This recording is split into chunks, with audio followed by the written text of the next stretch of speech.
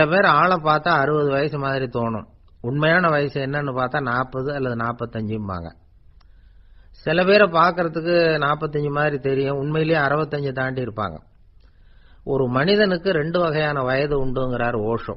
அதாவது உடம்புக்குன்னு ஒரு வயசு, மனசுக்குன்னு ஒரு வயசு. முதல் உலக மகாயுத்தம் நடந்தது இல்லையா, அது முடிஞ்சதுக்கு அப்புறம் முதல் தடவையா மனிதனின் மூளை வளர்ச்சியை பத்தி மனநல வைத்தியர்கள் ஒரு கணக்கெடுப்பு சோதனை நடத்தினாங்களாம். அது வரைக்கும் மனிதனுக்கு 2 வகையான வயது உண்டுன்னு யாரும் சிந்திச்சதே இல்லையா. அந்த உலக மகாயுத்தம் முடிஞ்சதுக்கு அப்புறம் மனிதனுடைய சராசரி மனதின் வயதை கணக்கிட்டு பார்க்கும் பொழுது அவங்களுக்குலாம் ரொம்ப அதிர்ச்சியா இருந்துதான். ஏன்னா அது ரொம்ப பின்தங்கிய நிலையில இருந்திருக்கு, வளர்ச்சி அடையாத நிலையில இருந்திருக்கு. அவங்க கண்டுபிடிச்ச பிரகாரம் அப்போ மனசோட சராசரி வயசு என்ன தெரியுமா, 14. அப்படின்னா பாத்துங்க, உடல் ரீதியா ஒருத்தரோட வயசு 70 கூட இருக்கலாம், ஆனா மனசோட வயசு 14 தான். இதுக்கு நேர்மாறா அமைஞ்சு போச்சுன்னு வச்சுங்க. அதாவது ஒருத்தருக்கு உண்மையிலேயே 14 வயசு, அதாவது உடலோட வயசு 14, அவரோட மனசின் வயசு 70ன்னு வச்சுக்கோங்க. இப்படி அமைஞ்சுட்டுதுன்னா அவர் சீக்கிரம் ஞானத்தன்மை அடைஞ்சிருவார் அப்படின்னு அர்த்தம். இப்ப நமக்கெல்லாம் உடம்போட வயசு மனசோட வயசு ரெண்டும் ஒன்னா இருந்துட்டா அதுவே போதும், அதுவே பெரிய விஷயம். இப்ப எமர்சன் கிட்ட போய் ஒருத்தர் கேட்டாராம், உங்க வயசு என்ன அப்படின்னு. அவர் உடனே பதில் சொல்லியிருக்கார், 360 வருஷம் அப்படின்னாராம். கேட்டவர் குழம்பி போயிட்டார். அவர் என்ன சொல்றாரு, 360 வயசா, என்ன நம்ம காதல தான் சரியா விழலையா? எமர்சன் எப்பவும் உண்மையே பேசுற ஒரு சிறந்த அறிவாளி, அவர் இப்படிலாம் பொய் சொல்ல மாட்டாரே அப்படின்னு ஒரு யோசனை பண்ணிட்டு இவர் மறுபடியும் அவர் கிட்ட போனாராம். ஐயா, நீங்க சொன்னது சரியா என் காதல விழல, அதனால மறுபடியும் கேட்கிறேன், உங்க வயசு என்ன அப்படின்னாராம். எமர்சன் மறுபடியும் சொல்லியிருக்கிறார் 360 வருஷம்னு. வந்தவருக்கு உண்மையிலேயே அதிர்ச்சியா போட்டுது. அதுக்கப்புறம் மெதுவா ஆரம்பிச்சாராம், ஐயா நீங்க சொல்றதை என்னால ஏத்துக்க முடியாது, எப்படி பார்த்தாலும் இப்போ உங்களுக்கு வயசு ஒரு 60க்கு மேல இருக்காதுன்னு நினைக்கிறேன் அப்படின்னாராம். நீங்க சொல்றது சரிதான், அது என் உடம்போட வயசுன்னாராம் எமர்சன். அப்படின்னா ஏற்கனவே நீங்க சொன்னது அப்படின்னு கேட்டிருக்காரு, அது என் மனசோட வயசு அப்படின்னாராம்.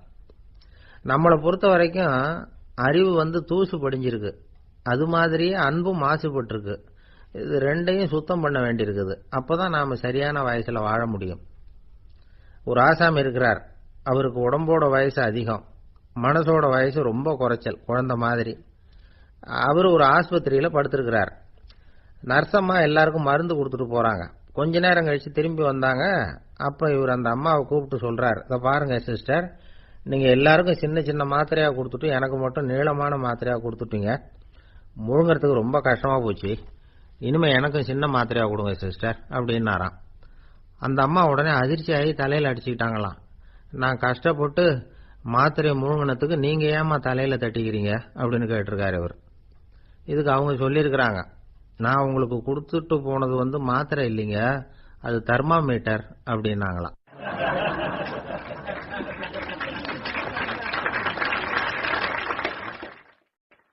எனக்கு ஒரு உதவி செய்யணும் அப்படின்னு நம்மளை பார்த்து ஒருத்தர் கேட்கிறாருன்னு வச்சுங்களேன், உடனே நாம அவரை பார்த்து என்ன உதவின்னு கேட்போம்.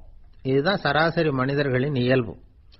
ஆனா ஒருத்தர் எனக்கு ஒரு உதவி செய்யணும் அப்படின்னு கேட்ட உடனே என்ன உதவின்னு கூட கேட்காம சரி செய்யறேன் அப்படின்னு ஒத்துக்கிறது இருக்கு பாருங்க, அது கொஞ்சம் அபூர்வம். அந்த காலத்துல ஒருத்தர் இருந்தார். அவர் எப்படி தெரியுமா, உதவி கேட்கறவங்க நல்லவங்களா கெட்டவங்களா அப்படின்னு கூட பார்க்கல, தனக்கு நன்மையா தீமையா அப்படின்னு கூட பார்க்கல, உதவி செய்யறேன்னு புறப்பட்டுட்டார். அவர் யார் தெரியுமா, அவர் தான் நல சக்கரவர்த்தி. அவர் மாதிரி நாமும் உதவி கேட்கறவங்களுக்கு உடனே உதவி செய்யறதுக்கு தயாரா இருக்கணும் அப்படின்னு சொன்னார் ஒரு ஆன்மீக பேச்சாளர். நல சரித்திரத்தை அவர் சொல்லிட்டு இருந்தார்.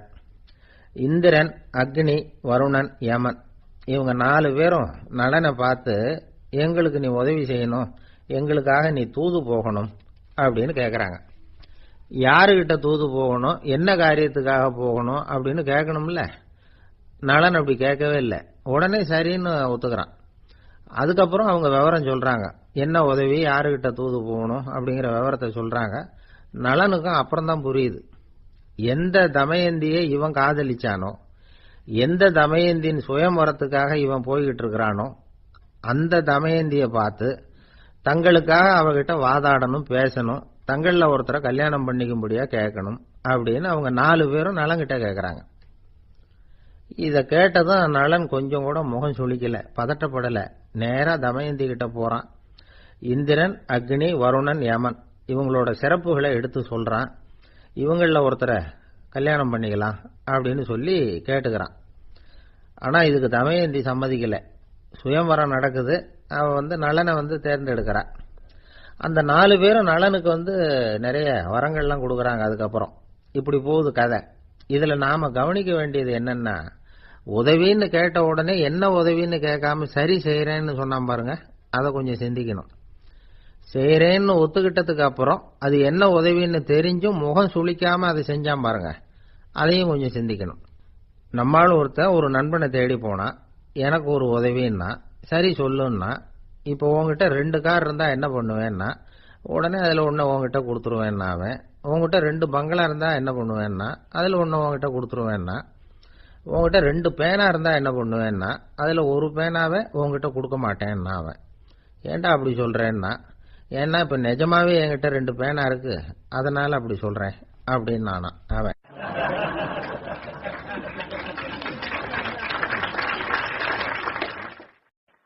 தானத்துல சிறந்தது எது அப்படின்னு ஒரு கேள்வியை கேட்டு, தானத்துல சிறந்தது நிதானம் அப்படின்னு அதுக்கு ஒரு பதிலும் சொல்றவங்க உண்டு.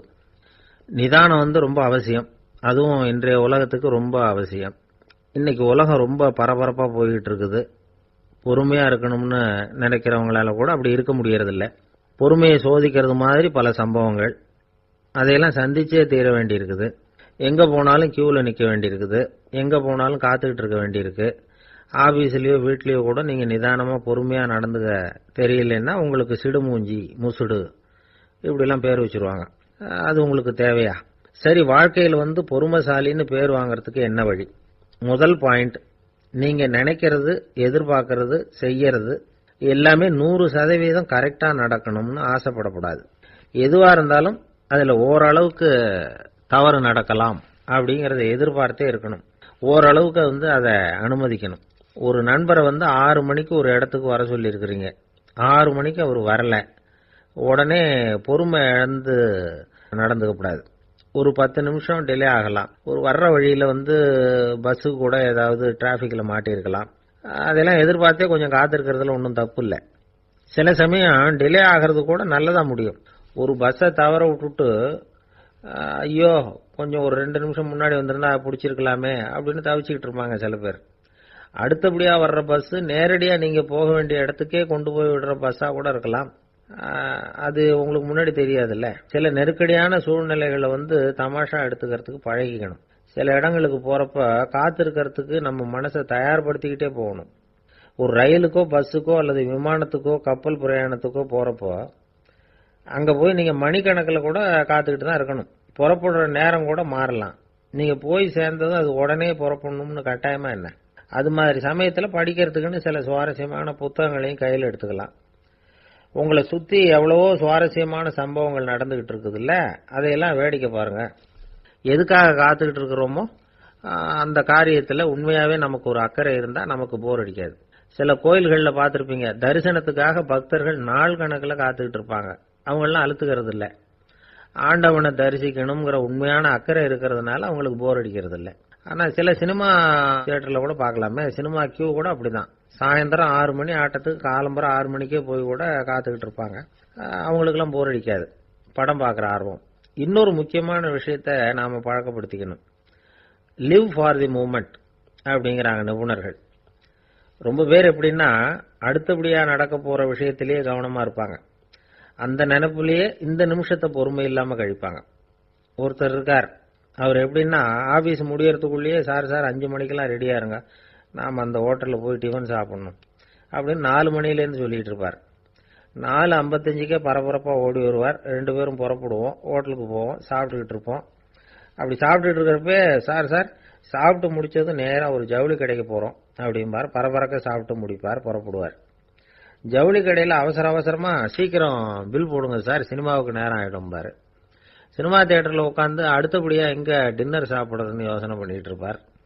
ராத்திரி படுக்கையில் விழுந்ததுக்கு அப்புறமும் நாளைக்கு காலையில் எழுந்திரிச்சதும் அதை பண்ணணும் இதை பண்ணணும்னு திட்டம் போட்டுக்கிட்டே இருப்பார். அதாவது எப்பவும் அடுத்த நிமிஷம், அடுத்த நாள், அடுத்த வாரம், அடுத்த வருஷம், இதுதான் அவங்க சிந்தனை. இந்த நிமிஷம் என்ஜாய்மெண்ட்டை அவங்க இழந்துடுறாங்களாம். அதனால்தான் வாழ்நாள் பூரா பொறுமையின்மை, அவஸ்தை, அல்லல். அதனால நாம எல்லாரும் வாழ்க்கையில நிதானமா இருக்கிறதுக்கு கத்துக்கணுமா. அதுக்காக இந்த நிதானத்துக்கு வேற விதமான அர்த்தம் பண்ணிக்கப்படாது. ஒருத்தர் அப்படித்தான் ஒரு தடவை அவருடைய குதிரை காணாம போயிட்டு தான். அதுக்காக அவர் கவலைப்படல, நிம்மதியா இருந்தார், சந்தோஷமா இருந்தார். என்ன சார் இது, உங்க குதிரை திருட்டு போயிட்டுதுங்கிறீங்க, நீங்க கவலைப்படாம இருக்கிறீங்களே அப்படின்னு கேட்டாங்களாம். அதுக்கு அவர் சொல்லியிருக்கார், நல்ல வேளை சார், கட்டியிருந்த குதிரை காணாம போயிருக்குது. நான் அது மேல உட்கார்ந்து இருக்கிற சமயம் அது காணாம போயிருந்ததுன்னா, திருட்டு போயிருந்ததுன்னா நானும் சேர்ந்துல காணாம போயிருப்பேன் அப்படின்னாராம். எவ்வளவு நிதானமான ஆள் பாருங்க.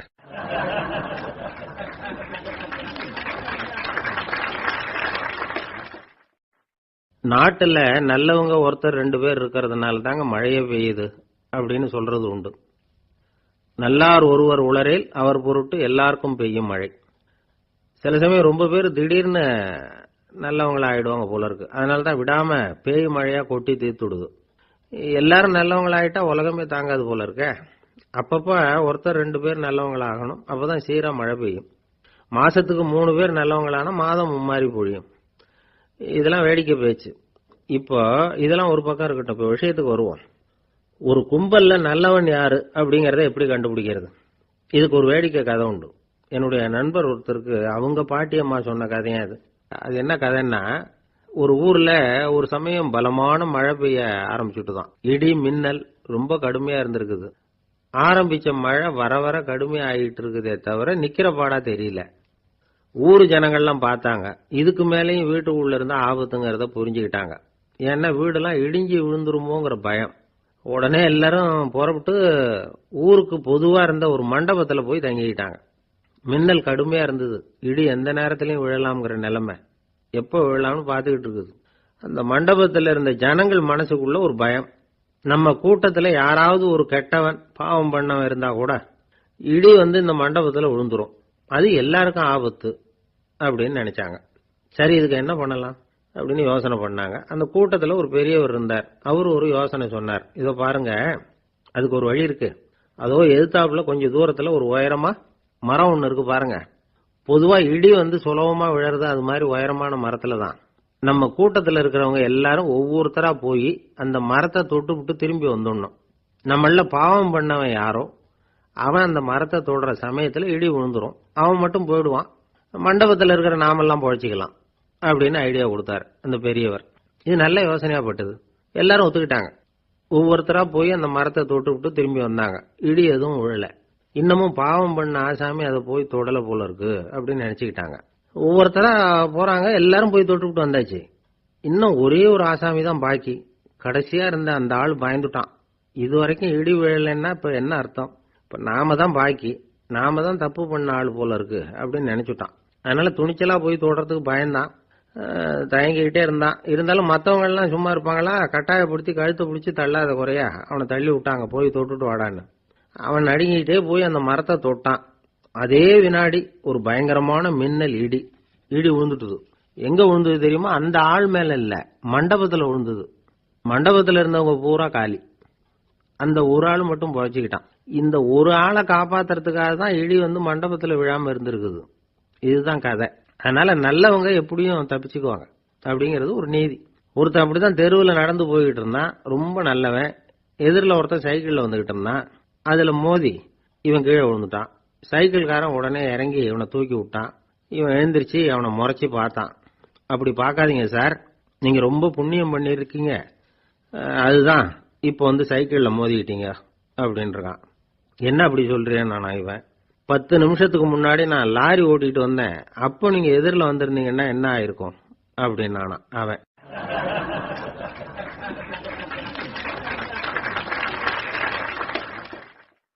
ஒரு ஊர்ல ஒரு ஆள் இருந்தான், தையல் கடை வச்சிருந்தான். அவங்கிட்ட ஒருத்தன் ஒரு சட்டை துணி எடுத்து கொடுத்து தைக்க சொல்லியிருந்தான். வர்ற சனிக்கிழமை வா வாங்கிட்டு போ அப்படின்னு அவன் சொல்லியிருந்தான்.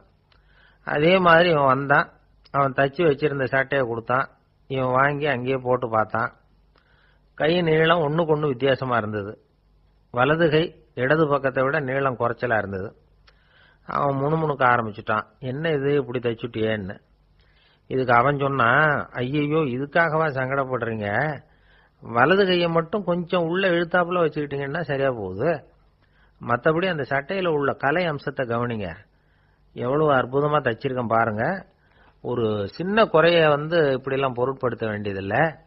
நான் சொன்னது மாதிரி கையை கொஞ்சம் உள்ள இழுத்தது மாதிரி வச்சுக்கிட்டு நடந்து போங்க, ஜோரா இருக்கும் அப்படின்னா. அவனும் யோசிச்சு பார்த்தான். சரியான யோசனையா தான் தோணுச்சு. கொஞ்சம் முயற்சி பண்ணி வலது கையை கொஞ்சம் உள்ள இழுத்து சட்டை சரியா இருக்கிறது மாதிரி பண்ணிட்டான். இப்போ மறுபடியும் ஒரு பிரச்சனை. வலது கையை உள்ள இழுத்த மாதிரி அப்படியே வச்சுக்கிட்டதும் முதுகு பக்கம் கொஞ்சம் துணி தளர்த்தியா தொங்குறது மாதிரி தெரிஞ்சது. என்ன இது, முதுகு பக்கம் துணி குவிஞ்சுட்டுதே, தொங்குதே அப்படின்னா மறுபடியும், அடடா இதுக்காகவா கவலைப்படுறீங்க, உடம்ப அதுக்கு தகுந்த மாதிரி கொஞ்சம் வளைச்சிக்கிட்டா சரியா போடுது. இதுக்காக அந்த அழகான தையலை பிரிச்சு அதுல உள்ள கலை அம்சத்தை கெடுக்கிறதுக்கு என் மனசு இடம் தரல. எவ்வளவுக்கு தளர்த்தியா இருக்கோ அவ்வளவுக்கு கொஞ்சம் உடம்ப வளைச்சி அப்படி குனிஞ்சது மாதிரி போங்க போதும் அப்படின்னா. அதுவும் நல்ல யோசனையா தான் பட்டுது இவனுக்கு. சரின்னு சொல்லிவிட்டு புறப்பட்டான். தெருவில் இறங்கினா, கையை கொஞ்சம் உள்ள இழுத்தான், உடம்ப கொஞ்சம் முன்னால வளைச்சான், சட்டைக்கு தகுந்த மாதிரி உடம்ப பண்ணிட்டான், மெதுவா நடந்து போறான்.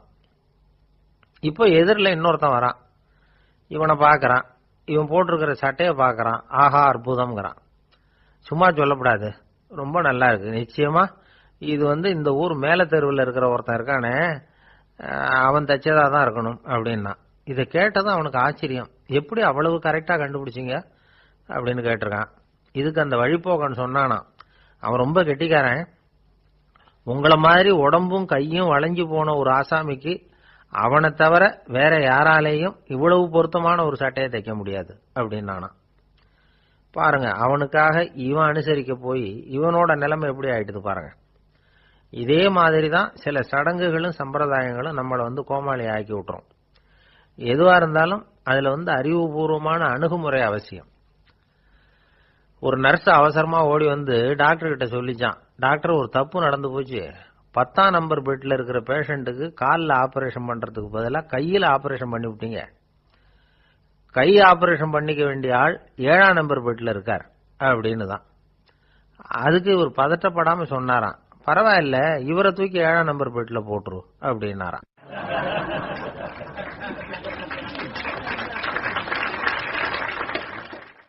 இந்த உலகத்துல மனுஷன் எவ்வளவோ தவறுகள் செய்யறான்.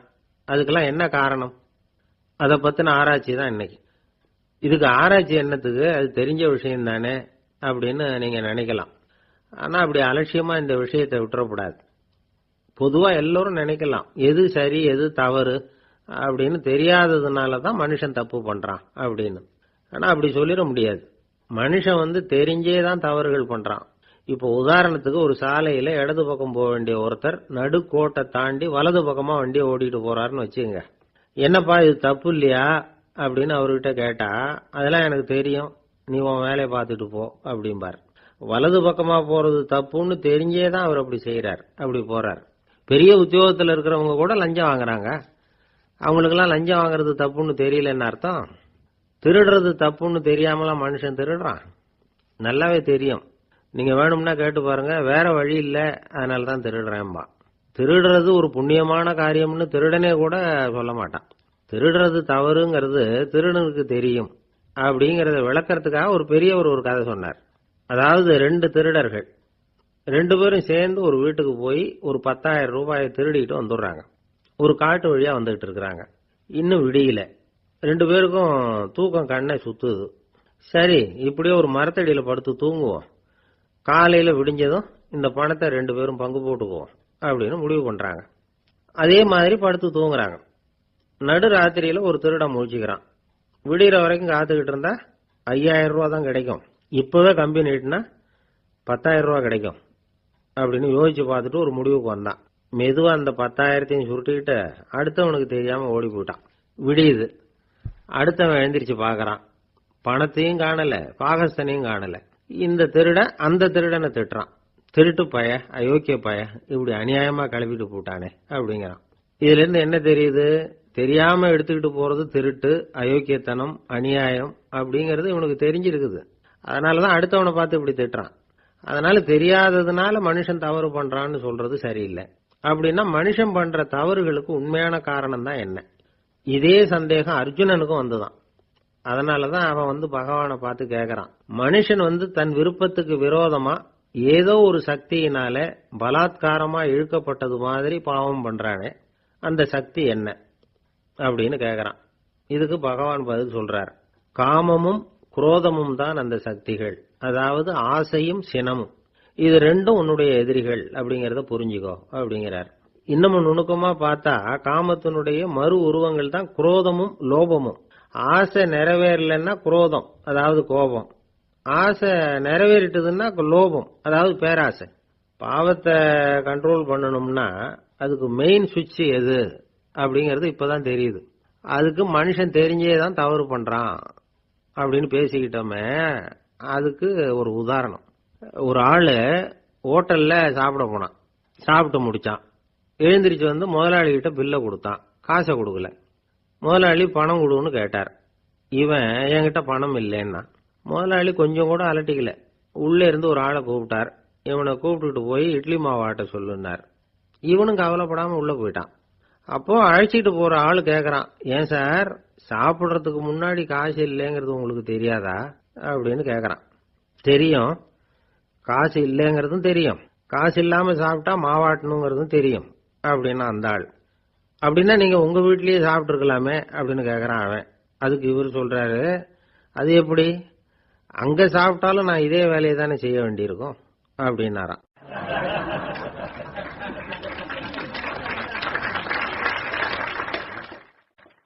கப்பல் கடல்ல போய்கிட்டு இருக்கு. புயல், சூறாவளி, அலையெல்லாம் பெருசு பெருசா ரொம்ப உயரமா உண்டாகுது. கடுமையான காற்றிலேயும் வேகமான அலைகள்லேயும் சிக்கி அந்த கப்பல் தடுமாறுது. திசை மாறி போச்சு. எந்த பக்கம் போயிட்டு இருக்கிறோம்னே தெரியல. அந்த கப்பலை செலுத்திக்கிட்டு இருந்த மாலுமி ரொம்ப சாமர்த்தியமா செயல்பட்டார். தன்னுடைய அறிவாற்றலையும் திறமையையும் முழுமையா பயன்படுத்தினார். அந்த கப்பலை கட்டுப்படுத்தினார். மெதுவா அந்த சூறாவளியிலிருந்து கப்பலை காப்பாத்தி கரைக்கு கொண்டுட்டு சேர்த்துட்டார். மாலுமின்னு ஒருத்தர் இருந்ததுனால அந்த மரக்கலம் காப்பாற்றப்பட்டது. மாலுமின்னு ஒருத்தர் இல்லைன்னு வச்சுக்குங்க, அந்த கப்பலோட கதி என்னவா இருக்கும் யோசிச்சு பாருங்க. ஒரு கோபக்காரனுடைய நிலைமையும் அப்படித்தானா. கோபக்காரன்கிறவன் ஒரு மாலுமி இல்லாத மரக்கலம் அப்படிங்கிறார் நபிகள் நாயகம். கொந்தளிக்கிற கடல்ல கொடுமையான அலைகளின் உச்சியில அல்லல் படுகிற மரக்கலத்தை விட மோசமானது கோபக்காரனின் நிலைமை அப்படிங்கிறது அவருடைய கருத்து. அது மாதிரி இதுன்னு சொல்லல, அதை விட மோசம் இது அப்படிங்கிறார். ஏன் தெரியுமா? ஒரு கப்பல் கடல்ல தடுமாறினா அதை சரிப்படுத்த மாலுமி இருக்கிறார். அவர் தன்னுடைய சாமர்த்தியத்தினால அதை கட்டுப்படுத்தி சரியான வழிக்கு கொண்டுட்டு வந்துருவார். ஆனா கோபக்காரனுடைய நிலைமை அப்படி இல்லை அப்படிங்கிறார் நபிகள் நாயகம். மனித மனம் ஒரு மரக்கலம், அறிவு அதுல இருக்கிற மாலுமி. மாலுமி மரக்கலத்தை செலுத்துறான், அவனுக்கு கட்டுப்பட்டு அது ஓடுது. ஆனா கோபக்காரன்கிற மனுஷங்கிட்ட அறிவுங்கிற மாலுமி சரியா வேலை செய்ய மாட்டான். ஏன்னா கோபம் அந்த மாலுமியின் கண்களை அவிச்சிரும், காதுகளை கேட்காம பண்ணிவிடும். கண்ணையும் காதையும் மூடிவிட்டு கப்பலை ஓட்டுனா எப்படி ஓட்டுறது? அதனால கோபக்காரன் மாலுமி இல்லாத மரக்கலம். இடி மின்னல்ல மாட்டிக்கிட்டு கஷ்டப்படுற கப்பல் மாதிரி கஷ்டப்படுறான். பெரியவங்க எல்லாம் என்ன சொல்றாங்க? உனக்கு கெடுதல் பண்ணவனுக்கும் நீ நன்மையை செய், எவருடைய விருப்பு வெறுப்பையும் பொருட்படுத்தாதே, பரம எதிரிக்கும் நீ நன்மை செய்ய ஆரம்பிச்சா உன்னுடைய தூய நிலையை பார்த்துட்டு அவனும் உனக்கு நெருக்கமான நண்பனா ஆயிடுவான். இதுதான் பெரியவங்க நமக்கு சொல்லி இருக்கிறது. புனித குர்ஆன் சொல்றது என்ன?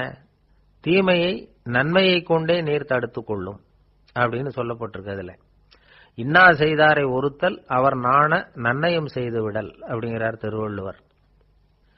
செல்வந்தர் ஒருத்தர்கிட்ட ஒரு சிறுவன் ஆடு மேய்ச்சிக்கிட்டு இருந்தானா. பெரியவர் அவனை கூப்பிட்டு, நீ நேரா போய் ஒரு ஆட்டுல உள்ள ரொம்ப நல்ல பகுதி எதுவோ அதை எடுத்துக்கிட்டு வா அப்படின்னாராம். இவன் போனான். ஒரு ஆட்டு உடம்புல இருந்த நாக்கு, இருதயம், இது ரெண்டையும் எடுத்துட்டு கொடுத்தானா. பெரியவர் வாங்கி பார்த்தார். அதுக்கப்புறம் இப்ப நீ போய் இன்னொரு ஆட்டுல இருக்கிற ரொம்ப கெட்ட பகுதி எதுவோ அதை எடுத்துட்டு வா அப்படின்னாராம். இவன் போய் எடுத்துட்டு வந்தான். அவன் கையில இருந்தது மறுபடியும் அதே மாதிரி நாக்கு, இருதயம், இது ரெண்டும் தான். என்னது இப்பவும் அதையே கொண்டுட்டு வந்திருக்கிற அப்படின்னாராம் பெரியவர். இவன் சொன்னானா, ஒரு உடம்புல உள்ள ரொம்ப நல்ல பொருளும் இதுதான், ரொம்ப கெட்ட பொருளும் இதுதான் அப்படின்னானா. இளம் வயசுல இப்படி பதில் சொன்னவர் தான் பேரறிஞர் லுக்மானுல் ஹக்கீம் அவர்கள். கோபப்படாம இருந்தா இது ரெண்டும் நல்லா வேலை செய்யும், கோபப்பட்டா இது ரெண்டும் மோசமா வேலை செய்யும். அதை புரிஞ்சுக்கிறதுக்காகத்தான் இன்னைக்கு இந்த தகவல். கோபம் வந்துட்டா நாம என்ன செய்யறோங்கிறது நமக்கே தெரியாது. ஒருத்தர் டாக்டர் கிட்ட போனார் அவசரமா. டாக்டர், எனக்கு இப்ப கடுமையான கோப வெறி, எனக்கு கண்ணு மண்ணு ஒன்னும் புரியல, உடனடியாக அதை கட்டுப்படுத்தணும், உடனே இதுக்கு ஏதாவது ஒரு மாத்திரை கொடுங்க பிளீஸ் அப்படின்னார். அந்த டாக்டரும் உடனே ஒரு மாத்திரையை கொடுத்து இதை உடனே போடுங்க, நான் தண்ணி கொண்டுட்டு வரேன்னு உள்ள போனார். தண்ணியோட திரும்பி வந்தார். இவரு சொன்னார், டாக்டர், நீங்க கொடுத்த மாத்திரை ரொம்ப பெருசா இருந்தது, இருந்தாலும் கஷ்டப்பட்டு முழுங்கிட்டேன்னார். டாக்டர் சந்தேகத்தோட மேசையை பாக்குறார். பார்த்தா மாத்திரை அங்கேயே இருக்குது, பேப்பர் வெயிட்ட காணல.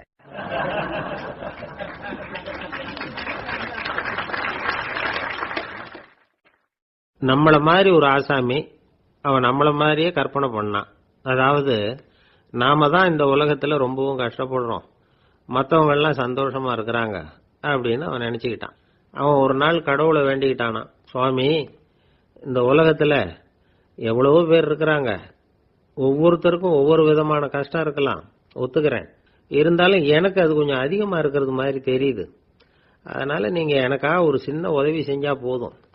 அது வேற ஒண்ணும் இல்ல, என்கிட்ட இருக்கிற துயரங்களை இன்னொருத்தர் யாருகிட்டயாவது கொடுத்துருங்க, அவர்கிட்ட இருக்கிற துயரங்களை என்கிட்ட மாத்தி கொடுத்துருங்க, ஒரு மியூச்சுவல் டிரான்ஸ்பர், அவ்வளவுதான், அப்படி பண்ணிவிட்டா போதும் அப்படின்னு வேண்டிக்கிட்டானா. அன்னைக்கு ராத்திரியே அவன் ஒரு கனவு கண்டிருக்கான். வானத்திலிருந்து ஒரு குரல் கேட்டிருக்கு. அது என்ன சொல்லிச்சு தெரியுமா? ஏ ஜனங்களே, எல்லாரும் அவங்கவங்க கஷ்டங்களை ஒரு பையில போட்டு எடுத்துக்குங்க, அப்படி எடுத்துக்கிட்டு நேரா இந்த ஊர் எல்லையில இருக்கிற கோயிலுக்கு வந்து சேருங்க அப்படின்னு அந்த குரல். ஆஹா, கடவுள் நம்ம பிரார்த்தனைக்கு செவி சாய்ச்சுட்டார் அப்படின்னு சந்தோஷப்பட்டான் இவன். உடனே என்ன பண்ணா, தன்கிட்ட இருந்த கஷ்டத்தையெல்லாம் ஒரு சாக்கு பையில போட்டு எடுத்துக்கிட்டான். வீட்டை விட்டு வெளியில வந்தான். தெருவில் இறங்கி நடக்கிறான். அங்க பார்த்தா ஏகப்பட்ட பேர் ஆளுக்கு ஒரு பைய தூக்கிக்கிட்டு கோயிலுக்கு போயிட்டு இருக்கிறாங்க. சில பேர் மூட்டையா கட்டி தலையில சுமந்துக்கிட்டு போயிட்டு இருக்கிறாங்க. இவன் பார்த்தான். இவனுக்கு ரொம்ப ஆச்சரியமா இருந்தது. ஏன்னா எல்லாரும் வச்சிருக்கிற பைய இவன் பைய விட பெருசா இருந்தது. இவன் பை தான் இருக்கிறதுலயே கொஞ்சம் சின்னதா தெரிஞ்சது. இப்ப அவன் மறுபடியும் சாமியை வேண்டிக்கிட்டான், கடவுளே, இப்ப உள்ள சூழ்நிலையை கவனிச்சா என்கிட்ட இருக்கிற பையே பரவாயில்லன்னு தோணுது, அதனால வேற பைய எதையும் மாத்த வேணாம், இதுவே பரவாயில்ல, இந்த பையோட திரும்பி வீட்டுக்கு போனா போதும்னு நினைக்கிறேன் அப்படின்னு ஏதோ நினைக்க ஆரம்பிச்சுட்டான் அவன். எல்லாரும் கோயிலுக்கு போய் சேர்ந்தாங்க. கோயில்ல அந்த குரல் மறுபடியும் கேட்டுது. எல்லாரும் அவங்கவுங்க பைகளை சுகத்துல தொங்க விடுங்க, திடீர்னு விளக்குகள் அணையும், மணி அடிக்கப்படும், அதுதான் அடையாளம். அந்த சமயத்துல இருட்டுல உங்களுக்கு வேண்டிய பைய நீங்க மாத்தி எடுத்துக்கலாம், தேர்ந்தெடுத்துக்கலாம். வெளிச்சம் இருக்கிறப்பவே உங்களுக்கு பிடிச்ச பைக்கு பக்கமா பார்த்து நீங்க நின்னுக்கலாம் அப்படின்னு சொல்லி விவரம் சொல்லிச்சான் அந்த குரல். அப்படி சொன்னதுக்கு அப்புறம் திடீர்னு விளக்கு அணைஞ்சுது, மணி அடிச்சுது. கொஞ்ச நேரம் கழிச்சு மறுபடியும் விளக்குகள்லாம் எரிஞ்சுது.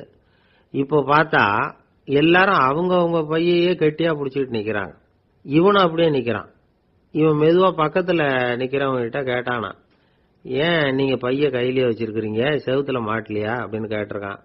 இல்லப்பா, நீ ஏன் கையிலேயே வச்சிருக்கிறியோ அதே காரணத்துக்காக தான் நாங்களும் வச்சிருக்கிறோம். நம்ம கவலைகளை பத்தி நமக்கு ஓரளவுக்காவது தெரியும், ஆனா மற்றவங்க கவலைகள் நமக்கு பரிச்சயம் இல்லாதவை, பழக்கம் இல்லாதது. அதனால நமக்கு தெரிஞ்ச கவலைகளை சமாளிக்கிறது சுலபம். தெரியாததை சமாளிக்கணும்னா மறுபடியும் ஆரம்பத்திலிருந்து ஆரம்பிக்கணும். அதனால பழைய நண்பர்களோட வாழறது தான் மேல் அப்படின்னு நானும். அதுக்கப்புறம் அவன் தன்னோட பைய போதும்னு வீட்டுக்கு திரும்பி வந்துட்டானான். இது ஒரு பெரியவர் சொல்லி இருக்கிற கதை. அதனால நம்ம கிட்ட இருக்கிற கஷ்டங்கள் தான் பெருசு, அதை இன்னொருத்தங்கிட்ட கொடுத்துட்டு மாத்திக்கலாம் அப்படின்னு நினைக்கிறது தப்பு. இதே மாதிரி இன்னொரு சம்பவம். ஒரு ஊர்ல ஒரு நாள் ராத்திரி ஆகாயத்திலிருந்து கடவுள் குரல் கேட்குது, இந்த ஊர்ல இருக்கிற ஜனங்கள்லாம் கொஞ்சம் கவனிங்க, உங்களுக்கு ஒரு செய்தி.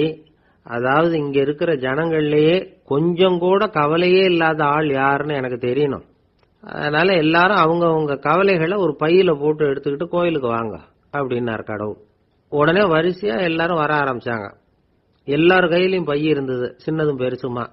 கவலையே இல்லாத ஆள் யாருன்னு தேடினார் கடவுள். ஒரே ஒரு ஆள் மட்டும் கையில எதுவும் இல்லாம வெறும் கையை வீசிக்கிட்டு ரொம்ப ஜாலியா நடந்து வந்துகிட்டு இருந்தான். கடவுள் அவங்க கிட்ட போனார். ஏன்பா உனக்கு கவலையே இல்லையா அப்படின்னு கேட்டார். எனக்கும் சில கவலைகள்லாம் உண்டு அப்படின்னானா அவன். எங்க அதெல்லாம்னு கேட்டிருக்காரு கடவுள். பின்னாடி லாரியில வந்துகிட்டு இருக்கு அப்படின்னானா அவன்.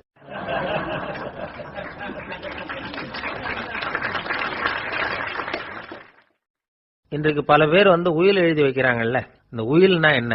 அதாவது ஒரு நபர் தனக்கு பின்னாடி தன்னுடைய சொத்துக்கள் யாருக்கு போய் சேரணும்னு நினைக்கிறாரோ அந்த நினைப்பை சட்டப்படி உறுதிப்படுத்துறது தான் உயில். சரி, உயிலை யாரு எழுதலாம்? 18 வயசு பூர்த்தியான யாரும் உயில் மூலமா சொத்துக்களை விநியோகிக்கலாம். கண் பார்வை இல்லாதவங்க, காது கேளாதவங்க, வாய் பேச முடியாதவங்க, இவங்கெல்லாம் கூட உயில் எழுதி வைக்கலாம். புத்தி சுவாதீனம் இல்லாதவங்க கூட சில சமயம் புத்தி தெளிவா இருந்தா உயில் எழுதலாமா. குடிபோதையில் இருக்கிறவங்க, தாங்கள் என்ன செய்யறோங்கிறது தெளிவா அறிய முடியாதவங்க, நோய் நொடியில் இருக்கிறவங்க, இவங்கெல்லாம் உயில் எழுத முடியாது. ஒருத்தரை நிர்பந்தப்படுத்தி ஏமாத்தி அல்லது சுய நினைவில்லாத ஒருத்தர்கிட்ட எழுதி வாங்கி வைக்கிற உயில் செல்லாது. உயிலை இந்த முறையில தான், இந்த படிவத்துல தான் எழுதணும்னு சட்டத்துல விதி எதுவும் கிடையாது. இதுக்கு முத்திரை கட்டணமும் கிடையாது. உயிலை வெற்று காகிதத்துல எழுதலாம். அச்சடிக்கணும், டைப் அடிக்கணுங்கிற அவசியம் கூட இல்லை. கையாலேயே கூட எழுதலாம். எழுதி இருக்கிறது புரியணும், அவ்வளவுதான். குறைந்தபட்சம் 2 சாட்சிகளை வச்சுக்கிட்டு உயில் எழுதுறவர் அதுல கையெழுத்து போடணும். கையெழுத்து போட தெரியாதுன்னா இடது கை பெருவிரல் ரேகை வைக்கலாம். உயில் சாசனத்துக்கு சாட்சிகள் கையெழுத்து இல்லைன்னாலும் அது செல்லாது. அப்புறம் பிரிவிலேஜ்டு வில் அப்படின்னு இருக்கு, அதுக்கு மட்டும் சாட்சிகள் தேவையில்லை. அது என்னன்னா, இந்த விமானப்படை, கப்பல் படை அல்லது யுத்தத்துல பணிபுரியும் நபர்கள் அவங்கெல்லாம் இருக்கிறாங்க இல்லையா, அப்படிப்பட்டவங்க எழுதுற உயில் அது. அதுக்கு சில விசேஷ சலுகைகள் உண்டு. ஒருத்தர் முதல்ல ஒரு உயில் எழுதி வைக்கிறார், அதுக்கப்புறம் மனசு மாறி போகுது, அது வேணாம்னு நினைக்கிறார், ரத்து செஞ்சுடலாம். அதுக்கப்புறம் வேற உயிலும் எழுதலாம். உயிரோட இருக்கிற வரைக்கும் எத்தனை தடவை வேணும்னாலும் உயில் எழுதலாம். கடைசியா எழுதப்பட்ட உயில் சட்டப்படி சரியா இருந்தா அதுதான் அமலுக்கு வரும். சரி, எழுதுற உயில ரகசியமா வச்சிருக்கிறது எப்படி? இது ஒரு கேள்வி. இதுக்கு என்ன செய்யணும்னா, ஒருத்தர் உயில எழுதினதுக்கு அப்புறம் அவர் தானாவோ அல்லது அங்கீகரிக்கப்பட்ட முகவர் மூலமாகவோ, அதாவது ஒரு ஏஜென்ட் மூலமாகவோ, ஒரு கவர்ல போட்டு சீல் வச்சு கவர் மேல தன்னுடைய பெயரை எழுதி அல்லது அந்த ஏஜென்ட் பெயரை எழுதி கவர் மேல என்ன அடக்கம் செய்யப்பட்டிருக்கு, உள்ள என்ன இருக்கு அப்படிங்கிற விவரம்லாம் எழுதி சார் பதிவாளர்கிட்ட ஒப்படைக்கலாம்.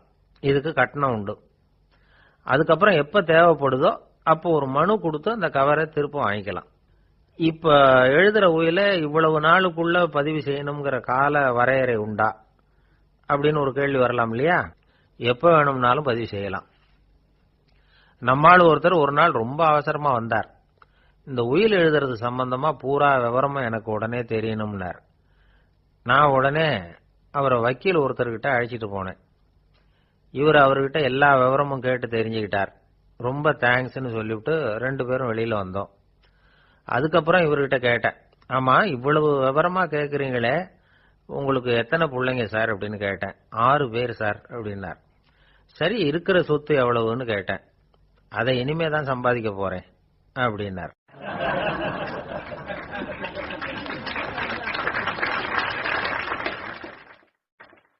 இன்பம் துன்பம் இது ரெண்டும் சேர்ந்ததுதான் வாழ்க்கை. இது எல்லாரும் சொல்லிட்டு இருக்கிற ஒரு உண்மை. அது சரி, இது ரெண்டும் வர்றதுக்கு என்ன காரணம்? துறவி ஒருத்தர் யோசிச்சு பார்த்திருக்கார். இன்ப துன்பம் தோன்றுவதற்கு முக்கியமா 6 காரணங்கள் உண்டு அப்படிங்கிறார் அவர். அது என்னங்கிறத நாமளும் தெரிஞ்சு வச்சுக்குவோமே. இப்ப முதல் காரணம் சுயநலம். ஒரு தாயார் தன்னுடைய சுயநலம் கருதி தன்னுடைய மகன் இன்பமா இருக்கணும்னு ஆசைப்படுறாங்க. மகனும் அப்படியே ஆசைப்படுறான். அதனால தாயாரின் இன்ப துன்பங்களை பார்த்துட்டு மகனும் இன்ப துன்பம் அடையறான். அந்த அம்மாவுக்கும் அதே நிலைமை தான். ரெண்டாவது காரணம் உறவு. நான் துறவியான பிறகு கூட உறவுங்கிற காரணத்தினால தான் தாயாருடைய சுக துக்கங்களை கண்டு நானும் சுக துக்கம் அடைகிறேன். என் தாயாருடைய நிலைமையும் இதுதான் அப்படிங்கிறார் ஒரு துறவி. மூணாவது காரணம் என்னன்னா அறிமுகம். எனக்கு அறிமுகமான ஒருத்தரை ரயில் நிலையத்தில் சந்திக்கிறேன். அவர் தன்னுடைய பணப்பையை எங்கேயோ தொலைச்சுவிட்டு வருத்தப்பட்டு இருக்கிறார். நானும் வருத்தப்படுறேன். அந்த சமயத்தில் யாரோ ஒருத்தர் இதுதானே அவங்க பணப்பை அப்படின்னு சொல்லி கொண்டாந்து நீட்டுறார். பணப்பையை தொலைச்சவர் சந்தோஷப்படுறார், நானும் சந்தோஷப்படுறேன். இது அந்த துறவி சொல்ற அனுபவம். நாலாவது காரணம் என்னன்னா கருணை. எனக்கு முன்னே பின்ன தெரியாத ஒருத்தனை யாரோ ஒருத்தன் அடிச்சு காயப்படுத்தி போடுறான். கருணை காரணமா நான் அதுக்காக துக்கப்படுறேன். அஞ்சாவது காரணம் எதையும் நம்புறது. ஒரு பசுமாட்டை ஒரு முரணை அடிச்சுட்டு இருக்கிறான் அப்படின்னு ஒருத்தர் வந்து நம்ம கிட்ட சொல்றாருன்னு வைங்க, உடனே நான் துக்கப்படுறேன். இன்னொருத்தர் வந்து அந்த முரணனை போலீஸ்காரங்க புடிச்சிட்டு போயிட்டாங்கன்னு சொல்லி சொல்றாரு, நான் உடனே சந்தோஷப்படுறேன்.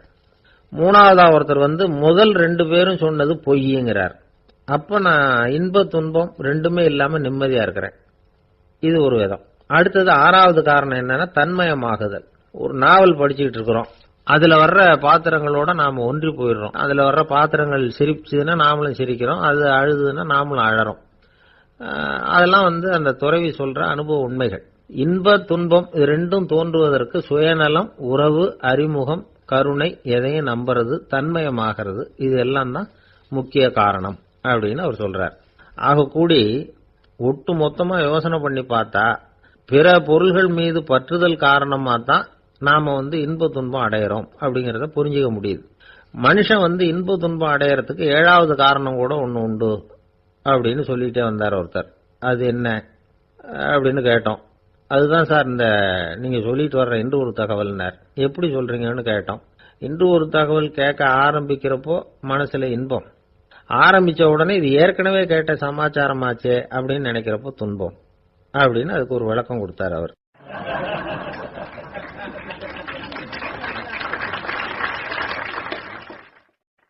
ஒரு நாள் காலை நேரம் ஒரு குரு படுக்கையை விட்டு எழுந்திருக்கிறார். உடனே சீடர்களை பார்த்து எல்லாரும் இப்படி வாங்கங்கிறார். எல்லாரும் வர்றாங்க வேகமா. என்னங்க வேணும் உங்களுக்கு அப்படிங்கிற மாதிரி எல்லாரும் குருவை பார்த்தாங்க பயபக்தியோட. குரு அந்த சீடர்களை பார்த்து, இதோ பாருங்க, இப்ப நான் ஒரு சிக்கலான விவகாரத்தில் மாட்டிக்கிட்டு இருக்கிறேன், அதை நீங்க தீர்த்து வச்சா நல்லதுன்னார். சீடர்களுக்கு ஒன்றும் புரியல. என்ன இது இவர் இப்படி சொல்றாரு, நமக்குள்ள எல்லா விவகாரங்களையும் தீர்த்து வைக்கிறவர் நம்ம குருநாதர், அவருடைய விவகாரத்தை நாம தீர்த்து வைக்கிறதா, ஆச்சரியமா இருக்குதே, குருநாதருக்கே சிக்கலா அப்படின்னு யோசனை பண்ண ஆரம்பிச்சாங்க. இருந்தாலும் ரொம்ப பணிவா கேட்டாங்க, சுவாமி உங்களுக்கே சிக்கலா? இந்த உலகத்து சிக்கல்களுக்கும் சிரமங்களுக்கும் அப்பாற்பட்டவர் அல்லவா தாங்கள், அப்படிப்பட்ட உங்களுக்கு சிக்கல்னா அது எப்படி அப்படின்னாங்க. எனக்கு ஏற்பட்டிருக்கிற சிக்கல் அவ்வளவு பெருசு, ரொம்ப பெரிய விவகாரம் அது அப்படின்னார் குரு. கொஞ்சம் விவரமா சொல்லுங்க அப்படின்னாங்க இவங்க. இப்ப அந்த குரு விவரத்தை சொன்னார். அதாவது நேற்று ராத்திரி நான் ஒரு கனவு கண்டேன். அந்த கனவுல நான் ஒரு பட்டாம்பூச்சியா மாறிட்டேன். அப்படி மாறி ஒவ்வொரு மலரா பறந்து போய் உட்காந்து தேன் சாப்பிட்டேன் அப்படின்னார். சீடர்கள் இதை கேட்டதும் ரொம்ப திகைச்சு போயிட்டாங்க. என்ன இது, இது ஒரு பெரிய பிரச்சனையா? ஒரு சாதாரண கனவு கண்டதுக்காகவா இந்த காலை வேளையில நம்மளையெல்லாம் குருநாதர் இவ்வளவு அவசரமா கூப்பிட்டுருக்கார் அப்படின்னு நினைச்சாங்க. இருந்தாலும் கேட்டாங்க, இதுல என்ன சிக்கல் சுவாமி? கனவுங்கிறது எல்லாருக்கும் வரத்தானே செய்யும் அப்படின்னார் ஒரு சீடர். சீடர்களே, பிரச்சனை அது இல்லை. நான் இன்னைக்கு காலையில கண்ணு முழிச்சு பார்த்தப்போ நான் நானாக மறுபடியும் மாறிட்டேங்கிறத தெரிஞ்சுக்கிட்டேன். இதுல சிக்கல் என்னன்னா, இப்ப அந்த பட்டாம்பூச்சி தான் நானா ஆயிட்டதாக கனவு கண்டுகிட்டு இருக்கா அப்படிங்கிறது தான். ஒரு மனுஷன் பட்டாம்பூச்சி ஆகிறதாக கனவு காண முடியுங்கிறப்போ அந்த பட்டாம்பூச்சியும் மனுஷனா ஆகிறதாக கனவு காண முடியும் இல்லையா? இப்ப எனக்கு யதார்த்த நிலை தெரியணும், எது நிஜம்னு தெரியணும். நேத்து ராத்திரி நான் கண்டது கனவா, அல்லது இது பட்டாம்பூச்சி கண்டுகிட்டு இருக்கிற கனவா? இதுதான் குரு கேட்ட கேள்வி. இதை கேட்டதும் சீடர்கள் ரொம்ப குழம்பி போயிட்டாங்க. சுவாமி, இதுவரைக்கும் நாங்க தூங்குறப்ப பாக்குறது கனவுன்னும் மூழ்கிட்டு இருக்கிறப்ப பாக்குறது நனவுன்னு நம்பிட்டு இருக்கிறோம். இப்போ எங்களை ரொம்ப குழப்பிட்டீங்க. இதுக்கு பதில் சொல்ல எங்களுக்கு சக்தி இல்லை அப்படின்னு சொல்லிவிட்டாங்களாம். அதுக்கப்புறம் அந்த குரு சொன்னாராம், நினைவு தான் முக்கியமான அம்சம். முடிவு கட்டம்னா பகலின் நினைவுகளை விட இரவின் கனவுகளே ரொம்ப உண்மை. ஒருத்தன் தூங்க போனா தூங்கிக்கிட்டே இருந்தா அவன் காணும் கனவு பொய்ங்கிறத அவன் உணர மாட்டான். ஒவ்வொரு கனவும் காணும் பொழுது அது ரொம்ப உண்மையா தான் தெரியுது. ஒரு கனவு கூட உண்மை இல்லைன்னு கனவுல தோன்றுவதே இல்லை அப்படின்னார் குரு. அகில வாழ்வு அத்தனையும் சொற்பனம் கண்டாய் அப்படிங்கிறார் தாயுமானவர். ஆகையினால நம்ம கனவுலேருந்து நாம என்னைக்கு முழிச்சுக்க போறோம் அப்படிங்கிறது தான் ஒரு முக்கியமான கேள்வி. ஒருத்தர் வந்தார், காலில் கட்டோட வந்தார். என்னங்க காலில் கட்டுன்னு? சார், நேற்று ராத்திரி தூக்கத்தில் எங்க வீட்டு கூரையில ஏணியை சாத்தி வச்சு இறங்கினப்போ வழுக்கி விழுந்து காலை உடைச்சுக்கிட்டேன்னார். உங்க வீட்டில் தான் ஏணியே கிடையாது சார் அப்படின்னு. உண்மைதான் சார், நான் கீழே விழுந்து முழிச்சுக்கிட்டதுக்கு அப்புறம் தானே ஏணி இல்லைங்கிறது எனக்கு ஞாபகம் வந்தது அப்படின்னார்.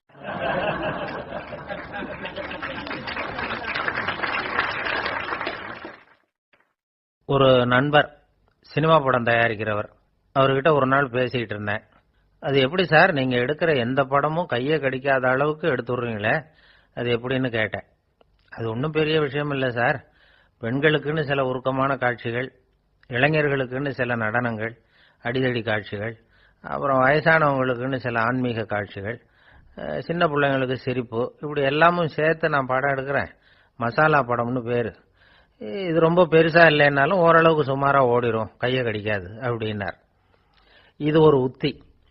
சில பத்திரிகை ஆசிரியர்களும் இந்த உத்தியை கையாளுறது உண்டு. இந்த உத்திக்கு பார்னம் உத்தி அப்படின்னு பேர். பார்னம் எஃபெக்ட் அப்படின்னு சொல்லுவாங்க. அதாவது ஃபீனியஸ் டி பார்னம் அப்படின்னு ஒருத்தர் அமெரிக்காவில் இருந்தாராம். அதாவது 19ஆம் நூற்றாண்டுல அமெரிக்காவில் கொடிகட்டி பறந்த ஒரு சர்க்கஸ் நிறுவனத்தின் அதிபர் அவர். இந்த உலகத்துல ஒவ்வொரு நிமிஷமும் ஒரு ஏமாளி பிறந்துகிட்டே இருக்கிறான் அப்படிங்கிறது அவருடைய சித்தாந்தம். ஒவ்வொருத்தரையும் திருப்திப்படுத்துற அளவுக்கு அம்சங்களை கொஞ்சம் கொஞ்சமா கலந்து கேளிக்கை நிகழ்ச்சிகளை நடத்தினது தான் அவருடைய மகத்தான வெற்றிக்கு காரணம். அதனால அந்த உத்தியை யார் கடைபிடிச்சாலும் சரி, அதுக்கு பார்னம் உத்தி அப்படின்னு பேர் வந்துட்டுது. ஜோசியம் சொல்றவங்களுக்கும் இந்த உத்தி தான் கை கொடுக்குது. ஒரு விஷயத்த ஒருத்தருடைய கோள் நிலைகள் அல்லது கையெழுத்து நிரூபிக்கிறதாக அவர்கிட்ட சொன்னா அதை அவர் நம்பிவிடுவார். ஆனா அந்த விஷயம் நல்லதா இருக்கணும், நேர்மையானதா இருக்கணும், அதாவது பாசிட்டிவா இருக்கணும். 8ஆம் இடத்துல குரு, 9ஆம் இடத்துல சனி, நீங்க ஒரு பெரிய மேதை தான் அப்படின்னு சொல்லுவாங்க. கேட்கறவங்களுக்கு அதை மறுக்கிறதுக்கு மனசு வராது. அப்படி சொல்லும் பொழுது கூடவே என்ன கொஞ்சம் முன்கோபம் அதிகமா இருக்கும், இருந்தாலும் அது உடனே மறைஞ்சிரும் அப்படின்னு சில அற்ப விஷயங்களையும் சொன்னாலும் அதையும் சரிதான்னு சொல்லி ஒத்துக்குவாங்க. ஆளுமையை எடை போடுகிற ஒரு நிறுவப்பட்ட உத்தியின் மூலமாக தன்னுடைய குணாதிசயங்கள் கண்டுபிடிக்கப்பட்டதாக அவர் நம்புறது தான் இதுக்கு காரணம். இந்த மாசம் பணத்தட்டுப்பாடு கொஞ்சம் இருக்கும், உடம்புல ஏதாவது கொஞ்சம் அசௌகரியம் இருக்கும், வீட்டுக்குள்ள லேசா மனஸ்தாபம் வரலாம், இது மாதிரி பொதுப்படையா சிலதை சொன்னாலே போதும், மக்களை நம்ப வச்சுடலாம். இதெல்லாம் நமக்கு மட்டும்தான் ஏற்படுது அப்படின்னு சொல்லி அவங்க நினைக்கிறது தான் காரணம். இதுதான் பார்னம் உத்திங்கிறது. மனிதர்கள் பாராட்டுகளை விரும்புறதும் விமர்சனங்களை வெறுக்கிறதும் பார்னம் உத்தியின் அடுத்த கூறு. அதனால ஒருத்தருக்கு ஜோசியம் சொன்னாலும் சரி, அவருடைய ஆளுமையை மதிப்பிடுறதாக இருந்தாலும் சரி, அவரை புகழற மாதிரி இருந்தாலும் சரி, அப்படி இருந்தாதான் அது சரியா இருக்கும். சாதகமான விஷயங்களை அதிகமாகவும் பாதகமான விஷயங்களை நாசூக்காவும் சொன்னா மக்கள் அதை நம்பிடுவாங்க. ஒருத்தரை கருமின்னு சொன்னா ஏத்துக்க மாட்டார். அதையே கொஞ்சம் மாத்தி நீங்க கொஞ்சம் சிக்கனமான ஆசாமி அப்படின்னு சொன்னா நீங்க சொல்றது சரிதான் சார் அப்படிம்பார். நீங்க பெரிய செலவாளி தான், இருந்தாலும் நல்ல விஷயங்களுக்கு தான் செலவழிப்பீங்க அப்படின்னு சொல்லணும். இப்படி இந்த பார்னம் உத்தியை கடைபிடிச்சு இன்னைக்கு வெற்றிகரமா காலம் தள்ளுறவங்க நிறைய பேர் இருக்கிறாங்க. இந்த உலகத்துல ஒவ்வொரு நிமிஷமும் ஒரு ஏமாளி பறந்துகிட்டே இருக்கிறான் அப்படிங்கிறது தான் ஃபீனியஸ் பார்னம் அவர்களுடைய நம்பிக்கை. அதை விட அடுத்தவங்களை ஏமாளியா நினைக்கிற மனுஷர்கள் தான் இன்னைக்கு உலகத்துல ரொம்ப அதிகம். ஒருத்தர் தன்னுடைய மேல் அதிகாரிகிட்ட போய், ஐயா ஒரு நாள் லீவு வேணும், என் தங்கச்சிக்கு கல்யாணம் அப்படின்னார். அவரு பார்த்தார், ஒரு 10 நிமிஷம் வெளியில இருங்கன்னார். 10 நிமிஷம் கழிச்சு கூப்பிட்டார், இதை பாருங்க, நீங்க சொல்றது பொய், இப்போ உங்க தங்கச்சிக்கு போன் பண்ணேன், அவங்க தனக்கு 2 வருஷத்துக்கு முன்னாடியே கல்யாணம் ஆயிட்டதாக சொல்றாங்க அப்படின்னார். உடனே இவரு சொன்னார், சார் இப்போ நீங்க சொல்றதும் பொய்யாதான் இருக்கணும், ஏன்னா நிஜமா எனக்கு ஒரு தங்கச்சியே கிடையாது அப்படின்னார்.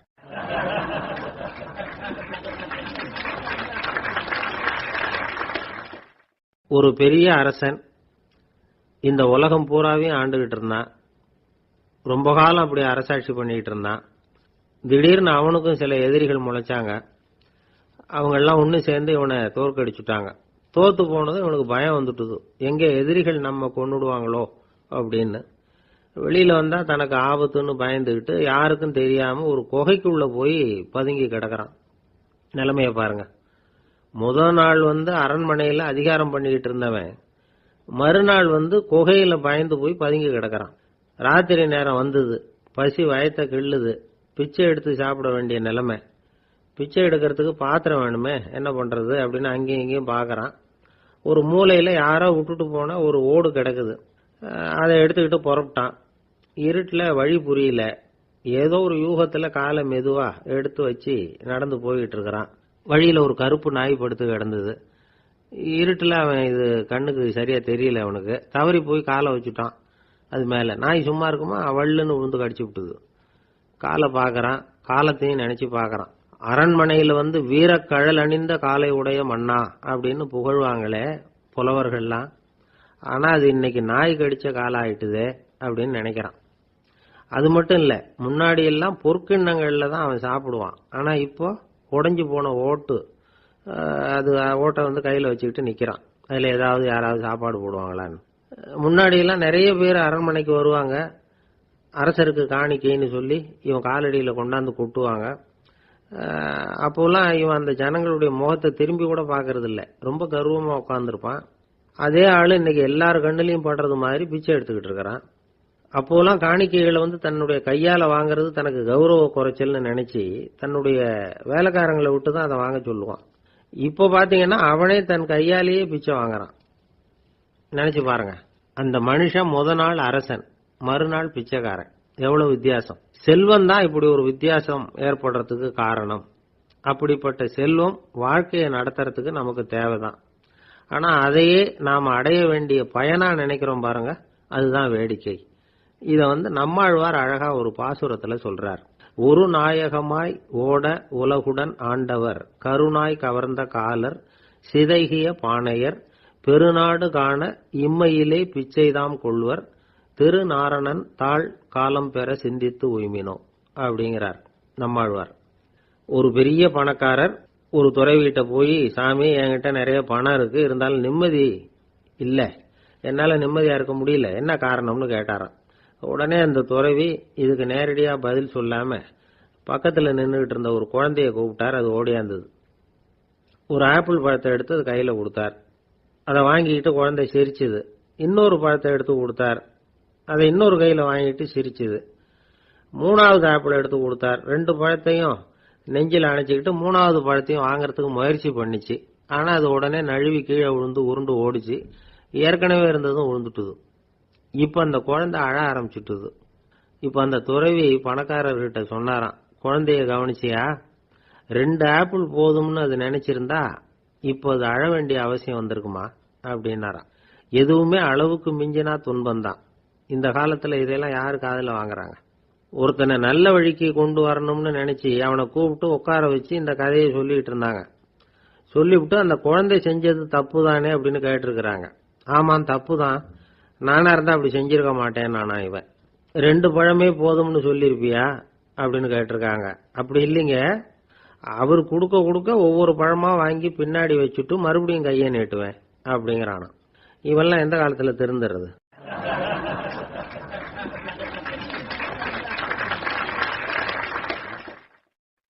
எனக்கு அதிர்ஷ்டமே இல்ல சார் அப்படின்னாரு ஒருத்தர். ஏன் அப்படி சொல்றீங்கன்னு கேட்டோம். வியாபாரம் பண்ணலாம்னு ஒரு கடை வச்சேன், வேண்டிய போட்டவங்க கூட என் கடையில எதுவும் வாங்க மாட்டேங்கிறான், எல்லாரும் அடுத்த கடைக்கு தான் போறான் அப்படின்னு சொல்லி ரொம்ப அழுத்துக்கிட்டார். இதுக்கு போய் அதிர்ஷ்டம் இல்லைன்னு சொல்லாதீங்க, வாடிக்கையாளர்களை கவர்றது எப்படிங்கிறது உங்களுக்கு தெரியல, அதுதான் குறை அப்படின்னும். சார் உங்களுக்கு தெரிஞ்ச அந்த ரகசியத்தை எனக்கும் கொஞ்சம் சொல்லி கொடுங்களேன் அப்படின்னார். சரி உங்க காதை இப்படி கொடுங்க அப்படின்னு சொல்லி அது சம்பந்தமா பெரிய வல்லுநர்கள் சொல்லி இருக்கிற கருத்துக்களை அவர்கிட்ட சொல்ல ஆரம்பிச்சோம். அதாவது இந்த வாடிக்கையாளர்களை கவர்றதுக்கு வல்லுநர்கள் பல ஆலோசனைகளை ஏற்கனவே சொல்லி வச்சிருக்கிறாங்க. அது சம்பந்தமா அனுபவப்பட்டவங்க, அதை தெரிஞ்சு வச்சுக்கணும். அதாவது கடை வச்சிருக்கிறவங்க எல்லாரும் இதை கொஞ்சம் காதுல வாங்கி வச்சுக்கணும். எதை இப்ப சொல்ல போறத எப்பவும் பணத்தை சம்பாதிக்கிறதுலயே குறியா இருக்கக்கூடாதான். அதை விட முக்கியமா நீங்க சம்பாதிக்க வேண்டியது வாடிக்கையாளர்களுடைய மன நிறைவு. வர்றவங்க திருப்தியோட போகணும், அது முக்கியம். அதுல கவனமா இருக்கணும். கடைக்கு வர்ற ஒருத்தர் ஏதாவது ஒரு குறை சொல்றாருன்னு வச்சுங்க, அதை அலட்சியப்படுத்தக்கூடாது. ரொம்ப அக்கறையோட அதை காது கொடுத்து கேட்கணும். அப்படியா சார், அதை நான் அவசியம் கவனிக்கிறேன் அப்படின்னு சொல்லணும். ஒருத்தர் வரார், சார் நேத்திக்கு உங்க கடையில இதை நான் வாங்கிட்டு போனேன், வீட்டில் இது வேணான்னு சொல்லிவிட்டாங்க, திருப்பி கொடுக்கறதுக்காக தான் வந்திருக்கிறேன் அப்படின்னு சொல்லி திருப்பி கொடுக்கறார். உடனே நீங்க முகம் சுளிக்க கூடாது, எரிச்சல் படக்கூடாது. வழக்கம் போல நிதானமா முகம் மலர்ச்சியோட அதை திருப்பி வாங்கிக்கணும். இவ்வளவு ரூபாய்க்கு சாமான் வாங்கினா இந்த ஸ்பூன் அன்பளிப்பு, இப்படி ஏதாவது கொடுக்கலாம். பண்டிகை காலங்கள்லயும் பொருள்கள் வாங்குறவங்களுக்கு இப்படி ஏதாவது பொருத்தமா ஒரு அன்பளிப்பு கொடுக்கலாம். நீங்க கொடுக்கறது ஒரு சர்வசாதாரணமான பொருளா இருந்தா கூட அது வாங்குற ஒரு மனசுல ஒரு மகிழ்ச்சியை ஏற்படுத்தும். எதுவும் உங்களால கொடுக்க முடியலன்னா உங்க முகம் நிறைஞ்ச சிரிப்பியாவது கொடுங்க, அது போதும். உங்க கடையில் இல்லாத ஒரு பொருளை வாடிக்கையாளர் கேட்கிறார், உடனே இல்லைன்னு முகத்தில் அடிச்சது மாதிரி சொல்லிடக்கூடாது. கொஞ்சம் உட்காருங்க சார் அப்படின்னு சொல்லி உங்க பணியாளர் யாரையாவது அனுப்பி வெளியில இருந்து வாங்கிட்டு வர சொல்லி அவர்கிட்ட கொடுக்கலாம். சில பேர் உங்க கடைக்கு வரும்பொழுது அவங்க வீட்டு குழந்தைகளையும் கூப்பிட்டுக்கிட்டு வர்றாங்கன்னு வைங்க. நீங்க என்ன செய்யணும்னா அந்த குழந்தைகளை முதல்ல கவனிக்கணும். அது கண்ணத்தை கிள்ளணும், அதுகிட்ட விளையாடணும், அதுக்கு ஏதாவது மிட்டாய் பிஸ்கட் எதையாவது கொடுத்து அது கவனத்தை கவரணும். அதுக்கப்புறம் பெரியவங்களை கவனிக்கலாம். உங்க கடையில வேலை செய்யற பணியாளர்கள் சுத்தமா இருக்கணும், சிரிச்ச முகம், சுறுசுறுப்பு, இது ரெண்டும் அவங்களுக்கு தேவை. அழுது வடிஞ்சிட்டு இருக்கக்கூடாது.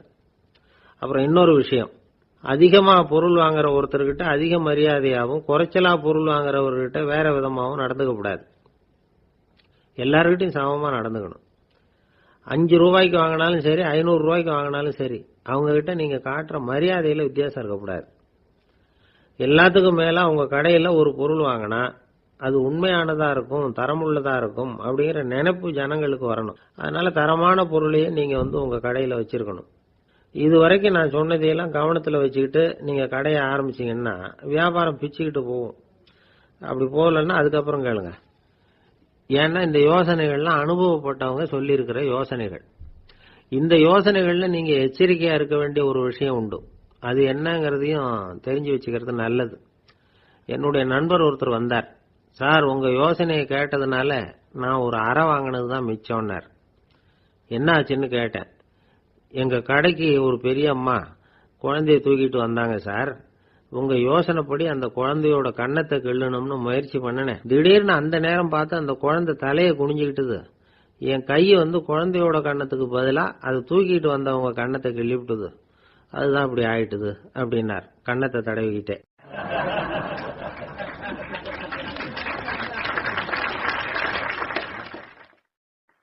கடற்கரை ஓரமா ஒரு பெரியவர் கையால மணலை கீறிக்கிட்டே உட்கார்ந்துருக்கிறார். என்னத்தையும் தேடிட்டு இருக்கிறது மாதிரி தெரிஞ்சது.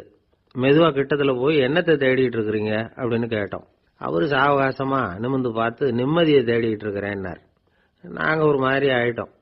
இருந்தாலும் சமாளிச்சுக்கிட்டு, சார் மணல்ல கிழிஞ்சல் தான் கிடைக்கும், நிம்மதி கிடைக்காது அப்படின்னோம். சரி இன்னைக்கு வசமா நம்ம கிட்ட ஒரு ஆள் மாட்டிக்கிட்டார் அப்படின்னு நினைச்சு அவர் பக்கமா போய் உட்காந்துக்கிட்டு கதை சொல்ல ஆரம்பிச்சிட்டோம். ஒரு பெரிய மன்னர் இருந்தார். அவருக்கு எல்லா வசதியும் இருந்தது. இருந்தாலும் ஒரே ஒரு குறை. அது என்னன்னா நிம்மதி இல்லைங்கிற குறை. அரண்மனையில தினமும் கலை நிகழ்ச்சி, நாட்டியம் எல்லாம் நடந்துகிட்டு தான் இருந்தது. இருந்தாலும் நிம்மதி இல்லை.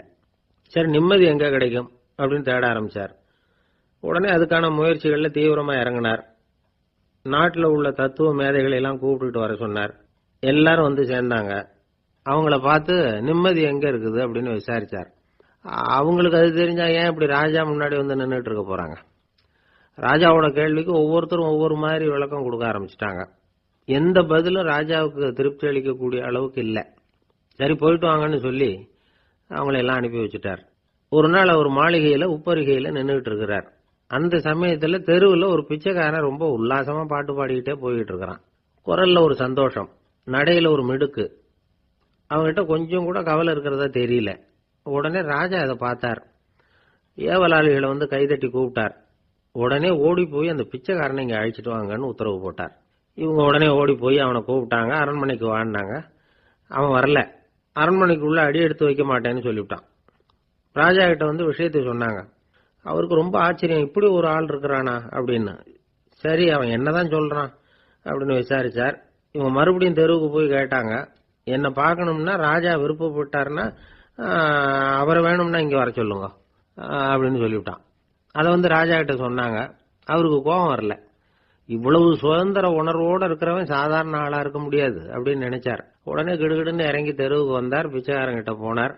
நீ கவலைப்படாம சந்தோஷமா பாடிட்டு போறியே, அது எப்படி முடியுது உன்னால அப்படின்னு கேட்டார். ஏன் அப்படி கேக்குறீங்கன்னா, அவன் அதுக்கு இல்ல, எனக்கு அரண்மனையில எவ்வளவோ சுகபோகங்கள்லாம் இருக்கு, இருந்தாலும் நிம்மதி இல்லை. இது ஏன்னு எனக்கு தெரியல. இந்த தேசத்துல உள்ள அறிஞர்களை எல்லாம் கூப்பிட்டு கேட்டு பார்த்துட்டேன், அவங்களுக்கும் தெரியல. உன்னை கேட்டா தெரியும்னு நினைச்சேன், அதனாலதான் சந்திக்கிறதுக்கு ஆசைப்பட்டேன். ஆனா நீ வரமாட்டேன்னு விட்டியே அப்படின்னார். பிச்சைக்காரன் கடகடன்னு சிரிக்க ஆரம்பிச்சுட்டான். மகிழ்ச்சிக்கும் உங்களுக்கும் தடையா இருக்கிறது இந்த மாளிகை தான். இதை விட்டுட்டு வெளியில வந்துட்டா நிம்மதி தேடிட்டு வந்துரும்னா. நான் அரசன், எனக்குன்னு கடமைகள் இருக்கு, அதையெல்லாம் விட்டுட்டு எப்படி வர முடியும்னார் ராஜா. ரெண்டும் ஒரே நேரத்துல கிடைக்கணுங்கிறது முடியாத காரியம். உங்க சுகபோகத்துக்கு விலையாதான் உங்க நிம்மதியை கொடுத்துக்கிட்டு இருக்கிறீங்க. என்ன பாருங்க, என்கிட்ட எதுவும் இல்லை, அதனால எதுவும் போயிடுமோங்கிற பயமும் இல்லை, நிம்மதியா இருக்கிறேன் அப்படின்னா அவன். ராஜா உடனே சந்தோஷப்பட்டு தன்னுடைய மேலங்கியை எடுத்து அவனுக்கு பரிசா கொடுத்தாராம். அவன் சிரிச்சுக்கிட்டே அதை வாங்க மாட்டேன்னுட்டானான். இதை நீங்க எனக்கு கொடுக்கறதுனால எந்த பயனும் இல்லை, அதே நேரத்தில் அதை வாங்கிட்டேன்னா அடுத்த வினாடியிலிருந்து அதை எப்படி காப்பாத்துறதுங்கிற கவலை எனக்கு வந்து சேர்ந்துடும், அப்புறம் தூக்கம் வராது, நிம்மதி போயிடும் அப்படின்னானா. சொல்லிவிட்டு அவன் பாட்டுக்கு சந்தோஷமா பாடிக்கிட்டே போயிட்டான். நிம்மதி எங்க இருக்குங்கிறதையும் ராஜா தெரிஞ்சுக்கிட்டார். அந்த இடத்துக்கு தன்னால போக முடியாதுங்கிறதையும் அவர் புரிஞ்சுக்கிட்டார். இப்படி இந்த கதையை அந்த கடற்கரையில மணலை கீறிக்கிட்டே உட்கார்ந்துருந்தார அந்த பெரியவர்கிட்ட சொல்லி முடிச்சோம். அவர் முகத்துல ஒரு தெளிவு தெரிஞ்சது. எங்களை நிமிர்ந்து பார்த்தார். ரொம்ப நன்றிங்க, இப்ப எனக்கு தெரிஞ்சு போச்சு, நிம்மதி வேணும்னா அதுக்கு என்ன பண்ணணும்னு இப்ப நல்லா புரிஞ்சுக்கிட்டேன் அப்படின்னார். என்ன புரிஞ்சுக்கிட்டீங்கன்னு கேட்டோம். இனிமே இந்த பக்கம் வந்தா உங்க கண்ணுல படாத இடமா பார்த்து உட்காரணும்னு புரிஞ்சுக்கிட்டேன் அப்படின்னார்.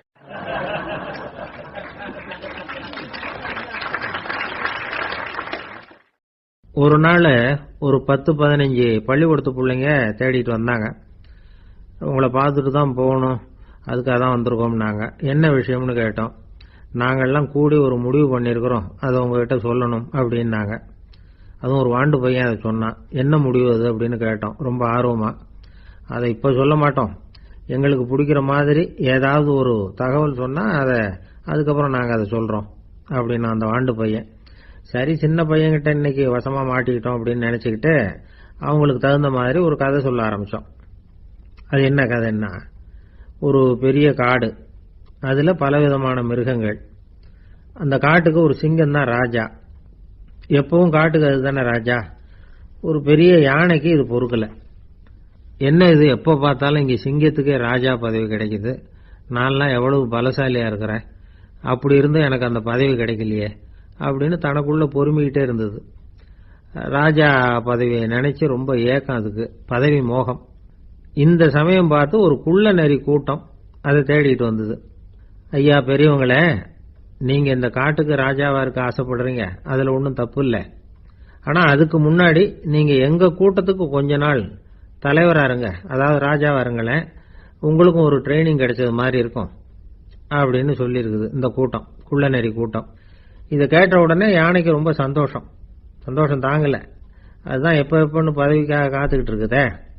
இருந்தாலும் கொஞ்சம் பிகுவோட, சரி நீங்கள்லாம் இவ்வளவு தூரம் என்ன தேடிட்டு வந்து கேட்கறதுனால மறுக்க முடியல அப்படின்னு ரொம்ப ஏதோ அவளுக்கு சிரமப்பட்டு ஒத்துக்கிறது மாதிரி ஒத்துக்கிட்டது.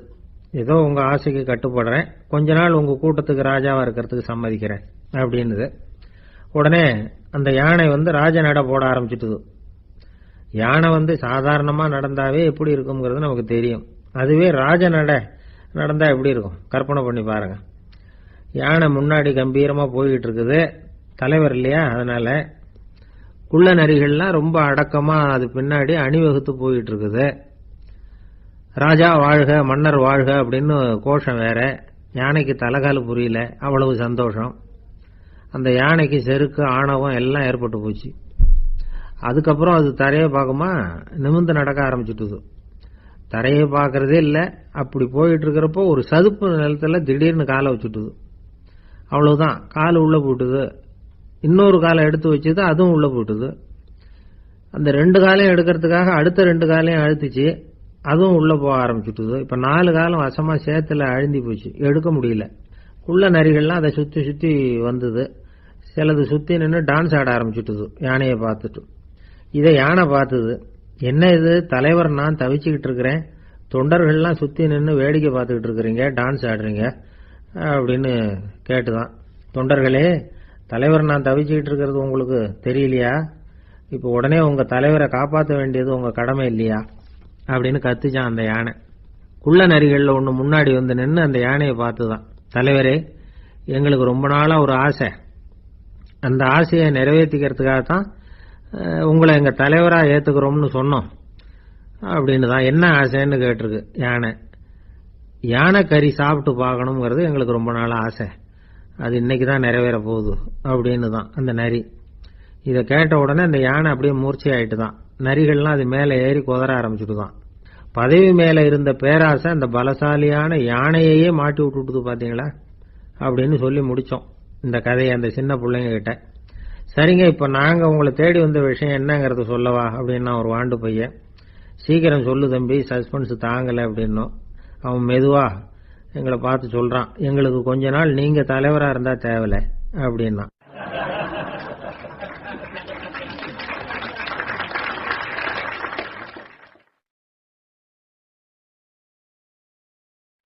திபேத் நாட்டுல புத்த மடாலயங்கள் நிறைய உண்டு. அதுக்கு ஒரு தலைமையகமும் உண்டு. அது இந்த திபேத் தலைநகரம் லாசாவில் இருக்குது. ரொம்ப காலத்துக்கு அப்பால அதை பற்றியெல்லாம் நிறைய விவரங்கள் எழுதி வச்சிருக்கிறாங்க. அது இப்போவும் நமக்கு கிடைக்குது. அதாவது ரொம்ப தூரத்துக்கு அந்தாண்ட மலைகளுக்கு நடுவில் ஒரு கிளை மடாலயம். அந்த மடத்தின் தலைவருக்கு வயசாயிட்டு தான். அதனால தலைமை பொறுப்பை வேற ஒருத்தர்கிட்ட ஒப்படைக்கலாம் அப்படின்னு முடிவு பண்ணாராம். உடனே ஒரு லாமாவை கூப்பிட்டார். அவர் மூலமா தலைமை மடாலயத்துக்கு செய்தி அனுப்பினார், பொருத்தமான வாரிசு ஒருத்தரை அனுப்பி வைக்கும்படியாக. அந்த வாலிப லாமா புறப்பட்டார். காடு மேடெல்லாம் நடந்து போறார். ரொம்ப நாள் கழிச்சு தலைமை பீடத்தை அடைஞ்சார். தலைமை குரு கிட்ட விவரத்தை சொன்னார். தகுதியான ஒருத்தரை அனுப்பி வச்சா அழைச்சிட்டு போறேன் அப்படின்னார். சரி, நாளைக்கு காலையில நீங்க அவங்க எல்லாரையும் அழைச்சிட்டு போகலாம்னார் அவரு. அவங்க எல்லாரையுமா? அங்க தேவைப்படுறது ஒருத்தர் தானே அப்படின்னார் இவர். ஆமான்னார். அப்புறம் ஏன் எல்லாரையும் அழைச்சிட்டு போக சொல்றீங்கன்னார். அது இப்போ உனக்கு புரியாது. நான் ஒரு 100 பிக்குகளை அனுப்புறேன், அதாவது பிட்சுகளை. அவ்வளவு பேரையும் அங்க வச்சு சமாளிக்க முடியாது அப்படின்னாரு இவரு. இருந்தாலும் இப்ப அந்த தலைமை குரு என்ன சொன்னார்னா, அதை பத்தி கவலைப்படாத, நான் 100 பேரை அனுப்புறேன். அதுல 99 பேர் வழியிலேயே காணாம போடுவாங்க, ஒருத்தன் மட்டும்தான் வருவான். அவனும் அங்க வந்து சேர்ந்துட்டானா நீ ரொம்ப கொடுத்து வச்சவன் அப்படின்னார். இவருக்கு ஒன்றும் புரியல. இருந்தாலும் மறுநாள் அந்த வாலிப லாமா 100 பேரை அழைச்சிட்டு புறப்பட்டார். போற வழியிலேயே பல பேர் அங்கங்க பிச்சுட்டு போயிட்டாங்க அவர் சொன்னது மாதிரியே. வழியில அவங்க ஊர்கள் இருந்தது தான் காரணம். அப்பா அம்மாவை பார்த்துட்டு வரேன் அப்படின்னு கொஞ்சம் பேர் போனாங்க. சொந்த பந்தத்தை பார்த்துட்டு வரேன் அப்படின்னு கொஞ்சம் பேர். ஒரு வாரம் ஆச்சு. இப்ப மிஞ்சினது 10 பேர் தான். வழியில ஒரு நகரம். அங்க சில பிட்சுக்கள் சந்திச்சாங்க. எங்க மடத்து தலைவர் இறந்துட்டார், உங்கள யாராவது ஒருத்தர் எங்களுக்கு தலைவராக முடியுமா அப்படின்னு கேட்டாங்க. 10 பேரும் தயார். அதுல ஒருத்தரை அழைச்சிட்டு அவங்க போயிட்டாங்க.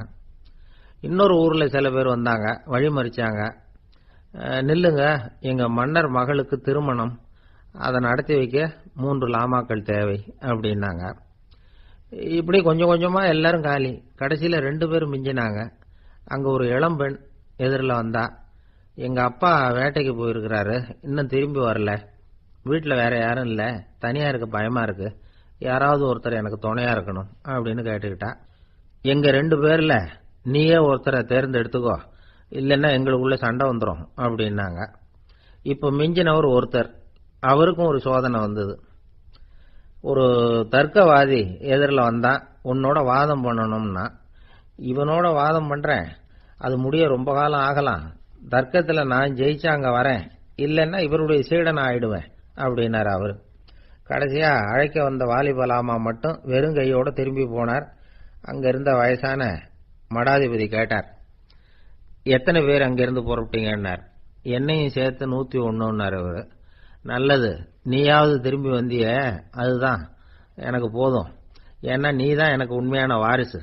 அந்த 100 பேர்ல யாரும் வரமாட்டாங்க அப்படின்னாரு அவர். ஏன்னா அவருக்கு தெரியும் இவர் ஒருத்தர் தான் திரும்பி வருவாருங்கிறது.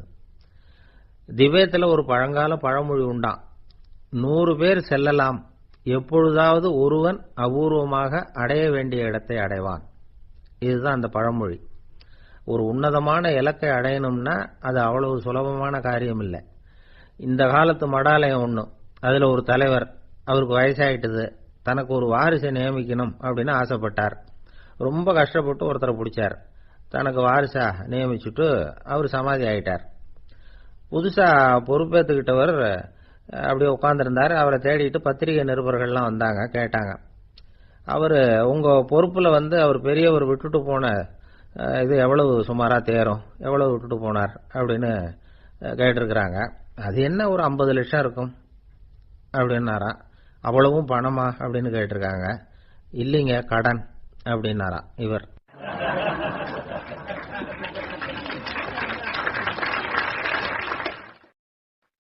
உங்க மேல எனக்கு அளவு கடந்த அன்பு அப்படின்னு யாராவது சொன்னா அதை அலட்சியமா நினைச்சிடக்கூடாது. அது கொஞ்சம் சீரியஸான விஷயம். அளவுக்கு மிஞ்சினா எதுவுமே இடைஞ்சல் தானே. அன்பும் அப்படிதான். அன்பு அதிகமா இருந்தா அது எப்படி கெடுதல் பண்ணும் அப்படிங்கிற சந்தேகம் உங்களுக்கு வரலாம். தசரதன் கதை என்னாச்சு? கைகேயி மேல வச்சு அளவு கடந்த அன்பு, ராமன் காட்டுக்கு போறாப்புல ஆயிட்டுது இல்ல. தசரதன் எப்பேற்பட்ட அரசன். விஸ்வாமித்திரர் சொல்றார், என்ன மாதிரி முனிவர்களுக்கும் தேவர்களுக்கும் ஏதாவது கஷ்டம் வந்தா முதல்ல முருகன் கிட்ட போவோம், அப்புறம் பரமசிவனை போய் பார்ப்போம், அதுக்கப்புறம் திருமால் கிட்ட போவோம், அப்புறம் பிரம்மன் இந்திரன் இவங்களெல்லாம் போய் பார்ப்போம், இவங்களால எல்லாம் முடியலன்னா கடைசியில் அயோத்திக்கு வருவோங்கிறார். உன்னை விட்டா வேற கதி உண்டோ அப்படின்னு தசரதனை பார்த்து விஸ்வாமித்திரரே சொல்றார். அப்பேற்பட்ட அரசன் தசரதன் கைகேயி காலில் விழறான். உன் பாதங்களை தொட்டு கெஞ்சி கேட்டுக்கிறேன், ராமனை காட்டுக்கு அனுப்பாதேங்கிறான். தசரதனுடைய இந்த நிலைமைக்கு என்ன காரணம்? அவன் கைகேயி மேல வச்ச அளவு கடந்த அன்புதான் காரணம். இப்ப சொல்லுங்க, அன்பா இருந்தாலும் அது அளவுக்கு மீறி போனா கெடுதல் பண்ணுமா பண்ணாதா? அது மட்டும் இல்ல, அளவு கடந்த அன்பு நீதிக்கும் நியாயத்துக்கும் புறம்பான காரியங்களையும் செய்ய வச்சிரும். தசரதன் மிகச்சிறந்த நீதிமான், தர்மத்துக்கு விரோதமா ஒரு காரியமும் செய்யாதவன். அப்பேற்பட்டவன் தன்னுடைய மனைவியை பார்த்து என்ன சொல்றான் தெரியுமா? உனக்காக நான் என்ன செய்யணும் சொல்லு, செய்யறேன். ஒரு குற்றமும் செய்யாத ஒருத்தனை கொல்லணுமா கொல்றேன். மரண தண்டனை விதிக்கப்பட்ட ஒருத்தனை விடுதலை செய்ய சொல்றியா செய்யறேன். எந்த பிச்சைக்காரனையாவது கோடீஸ்வரனாக சொல்றியா ஆக்குறேன், அல்லது கோடீஸ்வரனை பிச்சைக்காரன் ஆக்கணுமா ஆக்குறேன் அப்படிங்கிறான். நீதிக்கு விரோதமான இந்த பாவங்களை செய்யறதுக்கு அப்பேற்பட்ட அரசன் எப்படி துணிஞ்சான்? மனைவி பேர்ல வச்ச அளவு கடந்த அன்புதான் காரணம். திரிசூலம், வஜ்ராயுதம், வாள் இதுகளால தாக்கப்பட்டா கூட அதையெல்லாம் கொஞ்சம் கூட லட்சியம் பண்ணாத ஒருத்த காமதேவனுடைய மலர் அம்புகள் தாக்குனா அதை அவனால தாக்கு பிடிக்க முடியல, விழுந்துடுறான். காமதேவனுக்குள்ள மகிமையே அதுதாங்கிறார் துளசிதாசர். அதனாலதான் பெரியவங்கள்லாம் என்ன சொல்றாங்கன்னா, எதையும் அளவுக்கு மீறி செய்யாதேங்கிறாங்க. அப்பா, அம்மா, மனைவி, மக்கள் எல்லார் பேர்லயும் அன்பு அவசியம்தான். ஆனா அந்த அன்பு அறிவுக்கு புறம்பா இருக்கக்கூடாது, அளவுக்கு மீறி இருக்கக்கூடாது. அப்பதான் வாழ்க்கை சுகமா இருக்கும், இல்லைன்னா அவஸ்தை தான். அளவுக்கு மீறின அன்புங்கிறது புரியுது, அது சரி. அறிவுக்கு புறம்பான அன்புங்கிறது எப்படி? ஒரு தாய்க்கு ஜலதோஷம் அல்லது ஏதோ ஒரு தொற்று நோயின்னு வச்சுங்களேன். அந்த அம்மாவுக்கு தன்னுடைய குழந்தை பேர்ல அளவு கடந்த அன்பு. தனக்கு நோய் இருக்கு, அது அடுத்தவங்களுக்கு தொற்றக்கூடியது அப்படின்னு தெரிஞ்சிருந்தோம் அன்பை காட்டுறதுக்காக அந்த குழந்தைக்கு முத்தம் கொடுக்குறேன்னு தூக்கி வச்சுக்கிட்டு கொஞ்சம் ஆரம்பிச்சதுன்னு வச்சுங்க, அது நல்லா இருக்குமா? இதுதான் அறிவுக்கு புறம்பான அன்புங்கிறது. அது மாதிரி விலங்குகள்கிட்ட அன்பா இருன்னு சொல்றோம். அதுக்காக புலிக்கு முத்தம் கொடுக்க முடியுமா? அப்படி கொடுத்தா அது அறிவுக்கு புறம்பான அன்பு. அதனால அன்பு கூட அறிவுபூர்வமா இருக்கணும் அப்படிங்கிறத இன்னைக்கு தகவல் மூலமா நாம புரிஞ்சுக்கணும். இந்த காலத்து காதலன் தன்னுடைய காதலிகிட்ட சொன்னானாம், இதை பாரு, உன் பேர்ல எனக்கு அளவு கடந்த அன்பு. உனக்காக என்ன செய்யணும் சொல்லு, செய்யறேன். நெருப்புல நடக்கணுமா நடக்கிறேன், நீர்ல குதிக்கணுமா குதிக்கிறேன், உயிரையே கொடுக்கணுமா கொடுக்கறேன் அப்படின்னா. சரி, வர்றேன் ஞாயிற்றுக்கிழமை சாயந்தரம் 6 மணிக்கு இதே இடத்துக்கு வாங்க அப்படின்னு அந்த பொண்ணு. இவன் கொஞ்சம் யோசனை பண்ணி பார்த்துட்டு, அன்னைக்கு மழை பெய்யாம இருந்தா வந்துடுறேன் அப்படின்னா. வயிறு பசிக்குதேங்கிறது சிலரோட கவலை, வயிறு பசிக்க மாட்டேங்குதே அப்படிங்கிறது சில பேரோட கவலை. 2 விதமான கவலைக்கும் வயிறு தான் காரணமா இருக்குது. வயிறு பசிச்சதுன்னா அது இயற்கை, வயிறு பசிக்கலைன்னா அது வியாதி. ஆனா பசியையும் நாம பசிப்பிணி அப்படின்னு தான் சொல்லுவோம். என்ன காரணம்? வியாதியை போக்க வேண்டியது எவ்வளவு முக்கியமோ அதை விட முக்கியம் பசியை போக்க வேண்டியது. ஒரு சமுதாயத்துல பசிப்பிணியே இருக்கக்கூடாது, அதுதான் நல்ல சமுதாயம். பசியை போக்கணும்னா சாப்பாடு போடணும், பசியின்மையை போக்கணும்னா வைத்தியம் தான் பண்ணணும். இது சம்பந்தமா எவ்வளவோ ஆராய்ச்சிகள் நடக்குது, நிறைய மருந்து கண்டுபிடிச்சிருக்கிறாங்க. நம்ம உடம்புல பசியை தூண்டக்கூடிய பகுதி எது, இதை முதல்ல தெரிஞ்சுக்கணும் இல்லையா? நாம சாப்பிடுற ஆகாரம் செரிக்கிறதுக்கு எது காரணம் தெரியுமா? நம்ம மூளையோட பின்பகுதி தான் அதுக்கு காரணமா இருக்குதாம். மூளையின் பின்பகுதியில நரம்பு செல்களால் ஆன 2 வகையான ஆரக்சின்கள் தான் பசியை உண்டாக்குது அப்படின்னு கண்டுபிடிச்சிருக்கிறாங்க. 2 ஆய்வாளர்கள் இதை கண்டுபிடிச்சிருக்காங்க. அவங்க 2 பேரும் டெக்சாஸ் பல்கலைக்கழகத்துல ஹார்வர்டு ஹக்ஸ் மருத்துவ கல்வி நிலையத்தில் பணிபுரிகிறவங்களாம்.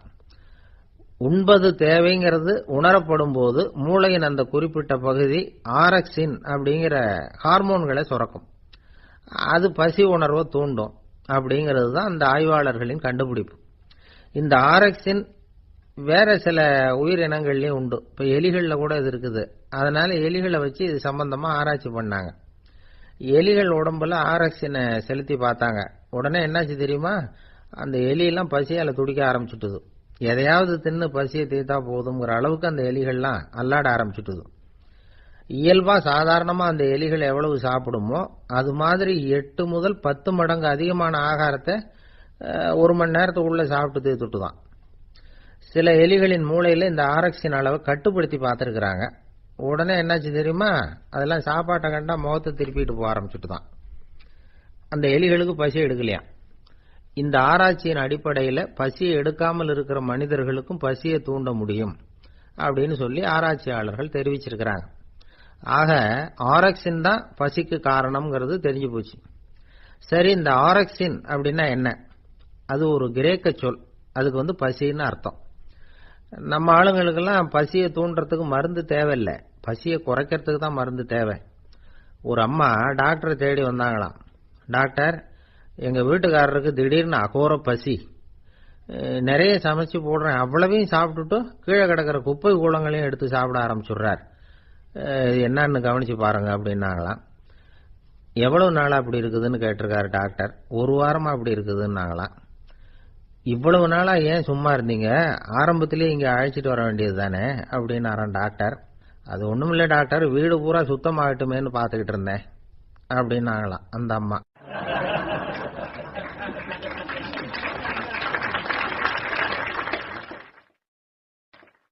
ரொம்ப பேருக்கு கூட்டத்துல பேசுறதுன்னா பயம். நமக்கு ஒன்றும் தெரியாதுன்னு மற்றவங்க நினைச்சிடக்கூடாதுங்கிற எண்ணம் தான் இதுக்கு காரணம். ரொம்ப முக்கியமான ஒரு கூட்டம்னா பயம் அதிகமா இருக்கும். முக்கியமானவங்கெல்லாம் வருவாங்களே, அவங்கெல்லாம் நம்மளை பத்தி மட்டமா நினைச்சிருவாங்களே அப்படிங்கிற பயம் வந்துடும். ஆனா மேடை பேச்சுங்கிறது அவ்வளவு கடினமான ஒரு காரியம் இல்லைங்கிறாங்க அது சம்பந்தமான நிபுணர்கள். யாரும் பேச்சாளர் ஆகலாம், இது ஒன்றும் பெரிய கிஃப்ட் கிடையாது அப்படின்னு அவங்க சொல்றாங்க. நீங்க ஒரு சிறந்த பேச்சாளர் ஆகணுமா அப்படின்னா அதுக்குன்னு சில ஆலோசனைகளை சொல்லி வச்சிருக்கிறாங்க அனுபவசாலிகள். முதல் ஆலோசனை என்னன்னா, உங்க பேச்சு எளிமையா இருக்கணும். ஏதாவது ஒரு கருத்து அல்லது 2 கருத்து சொன்னா போதும். 20 அல்லது 30 கருத்துக்களை சொல்லிட்டே போகக்கூடாது. 2வது ஆலோசனை, நீங்க என்ன பேச போறீங்கிறது முதல்ல உங்களுக்கு நல்லா புரியணும். அதுக்கப்புறம் தான் அதை அடுத்தவங்களுக்கு புரிய வைக்க முடியும். எப்படி ஆரம்பிக்க போறோம், எந்த கருத்தை முக்கியமா வலியுறுத்த போறோம், எப்படி முடிக்க போறோம் அப்படிங்கறத முதல்ல நல்லா சிந்திச்சு மனசுல வச்சுக்கணும். கடைசியா என்ன சொல்றீங்களோ அதுதான் கேட்கறவங்க மனசுல நிக்கும். 3வது ஆலோசனை என்னன்னா, உங்க பேச்சு சுருக்கமா இருக்கணும். ஒரு 15 நிமிஷம் பேசுறது ரொம்ப பொருத்தம். மணிக்கணக்கில் பேசிக்கிட்டு இருக்கிறது நல்லதில்லை. 4வது ஆலோசனை, நீங்க பேசுறது உண்மையா இருக்கணும், உங்களுக்கு உண்மையான அனுபவங்கள் இருக்கும், அதை சொல்லலாம். உங்களுடைய உண்மையான அனுபவங்களை மற்றவங்களோட பகிர்ந்துக்கணும், அதுதான் முக்கியம். 5வது ஆலோசனை, ஆரம்பத்தில் கொஞ்ச நேரம் உங்களை பத்தியும் எதிரில் உள்ளவங்களை பத்தியும் சம்பந்தப்படுத்தி ஏதாவது பேசி ஒரு நெருக்கத்தை ஏற்படுத்திக்கணும். ஒவ்வொருத்தரும் இப்ப இவர் பேச போறது நம்ம சம்பந்தப்பட்டது அப்படின்னு நினைக்க ஆரம்பிச்சிருவாங்கல்ல, அதுக்கப்புறம் அவங்க கேட்க தயாராயிட்டாங்கன்னு அர்த்தம். எதிரில் உட்கார்ந்துருக்கிற கூட்டத்தில இருந்து 3 பேரை தேர்ந்தெடுங்க. அதாவது வலது பக்கம் ஒருத்தர், நடுவுல ஒருத்தர், இடது பக்கம் ஒருத்தர். அதாவது உங்களை ரொம்ப கனிவாகவும் ஆர்வமாகவும் பார்க்கிறவரா பார்த்து தேர்ந்தெடுத்துங்க மனசுக்குள்ள. நீங்க பேசும்பொழுது என்ன பண்ணணும்னா, இவங்களை நேருக்கு நேரா மாறி மாறி பார்த்துக்கிட்டே பேசுனீங்கன்னா நீங்க ஏதோ ஒட்டுமொத்த கூட்டத்தையும் பார்த்து பேசுறதாக ஒரு உணர்வு அது ஏற்படுத்திவிடும். 6வது ஆலோசனை என்னன்னா, சொற்பொழிவுன்னா நீங்க பேசணும், படிக்கக்கூடாது. எழுதி படிக்கிறது நல்லா இருக்காது. குறிப்புகள் வேணும்னா வச்சுக்கலாம். படிக்கிறது பேப்பர்ல இருந்து வர்றது மாதிரி இருக்கும், பேசுறது இதயத்திலிருந்து வர்றது மாதிரி இருக்கும். அப்புறம் 7வது ஆலோசனை சொல்றாங்க, அது என்னன்னா, மேடையில ஏறி நின்ன உடனே இயல்பா மூச்சு இழுத்து விட்டுங்க, இயல்பு நிலைக்கு வாங்க, அதுக்கப்புறம் இயல்பா பேச ஆரம்பிக்கலாம் அப்படிங்கிறாங்க. இவ்வளவும் பேச்சு கலையில் வல்லுநர்களா இருக்கிறவங்க சொல்லுகிற ஆலோசனைகள். இதையெல்லாம் கடைபிடிச்சா நமக்கும் அதுக்கும் வெகு தூரம்னு நினைச்சுக்கிட்டு இருந்த ஒண்ணு இப்ப கிட்டத்துல நெருங்கி வந்துடும். நாம சொல்றபடியெல்லாம் அது கேட்கும். ஒரு பேச்சாளர், அவருக்கு சுருக்கமாவே பேச தெரியாது. மேடையில ஏத்தி விட்டுட்டா போதும், ஆரம்பிச்சிருவார், நிறுத்த மாட்டார், பேசிக்கிட்டே இருப்பார். ஒரு தடவை அவர் ஒரு கூட்டத்துல ரொம்ப நேரம் பேசிக்கிட்டே இருக்கிறார். எதிரில் பொறுமை இழந்த ஒருத்தர் தன்னுடைய கை கடிகாரத்தை காட்டினார். அதை கவனிச்ச பேச்சாளர், மன்னிக்கணும், கை கடிகாரம் நான் கொண்டுகிட்டு வர மறந்துட்டேன், அதுதான் நேரம் போனதே தெரியல அப்படின்னு சொல்லியிருக்கிறார். இதுக்கு அவரு சொன்னாராம் கோபமா, ஏய்யா கடிகாரத்தை தான் பார்க்க முடியல, மறந்துட்டேன், பக்கத்துல மாட்டிருக்கிற காலண்டரையாவது பார்க்கப்படாதா அப்படின்னாராம்.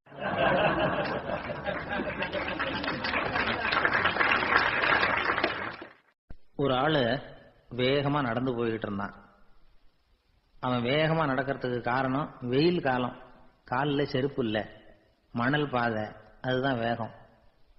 காலில் செருப்பும் இல்லாம கையில குடையும் இல்லாம அந்த ஆளு வெயில்ல நடந்து போய்கிட்டு இருக்கிறான்.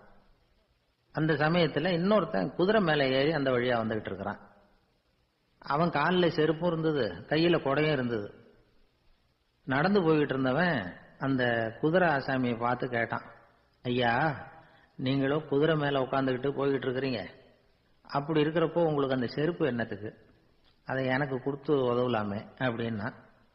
குதிரை மேல உட்காந்துருந்தவன் யோசனை பண்ணி பார்த்தான், இவன் சொல்றது நியாயம்தானே அப்படின்னு சொல்லி தன்னுடைய செருப்பை கழட்டி அந்த வழிபோக்கனுக்கு கொடுத்துட்டான்.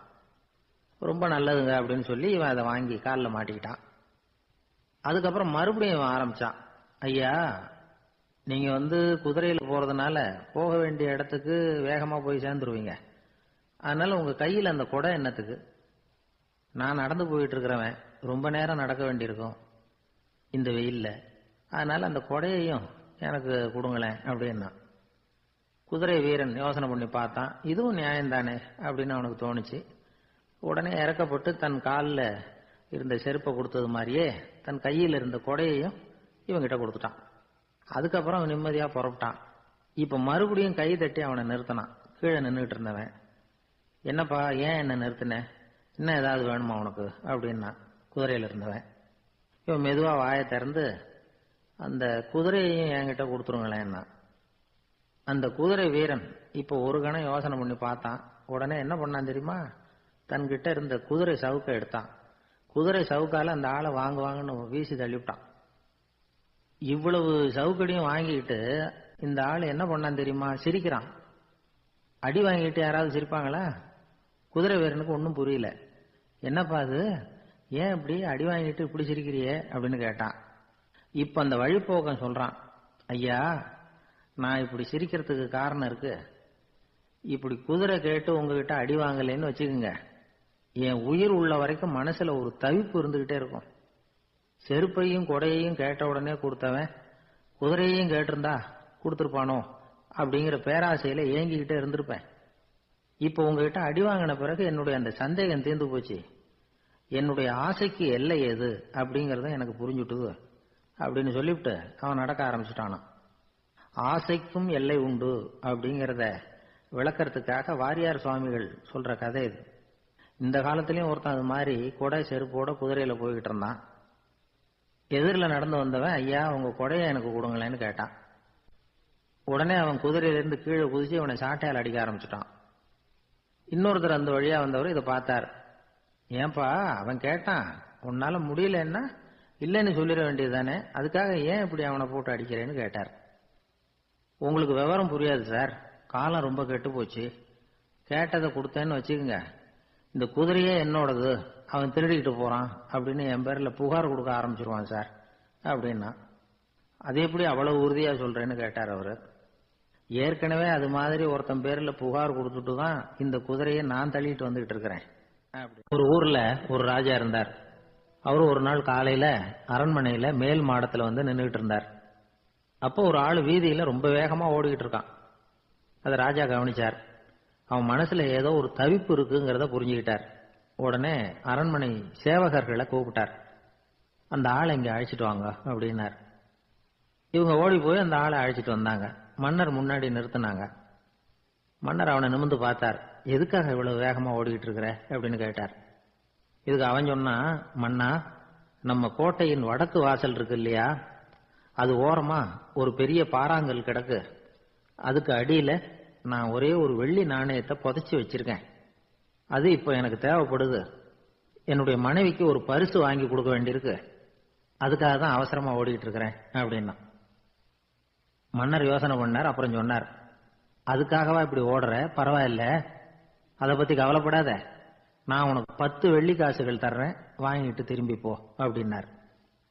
இவன் தலையை சொரிஞ்சான். மன்னா நீங்க கொடுக்கறத ரொம்பவும் மகிழ்ச்சியோட வாங்கிக்கிறேன், இருந்தாலும் அதுக்கப்புறம் அந்த வடக்கு வாசலுக்கு போய் அங்க இருக்கிற ஒரு நாணயத்தையும் எடுத்துக்கிட்டு போயிடுறேனே அப்படின்னா.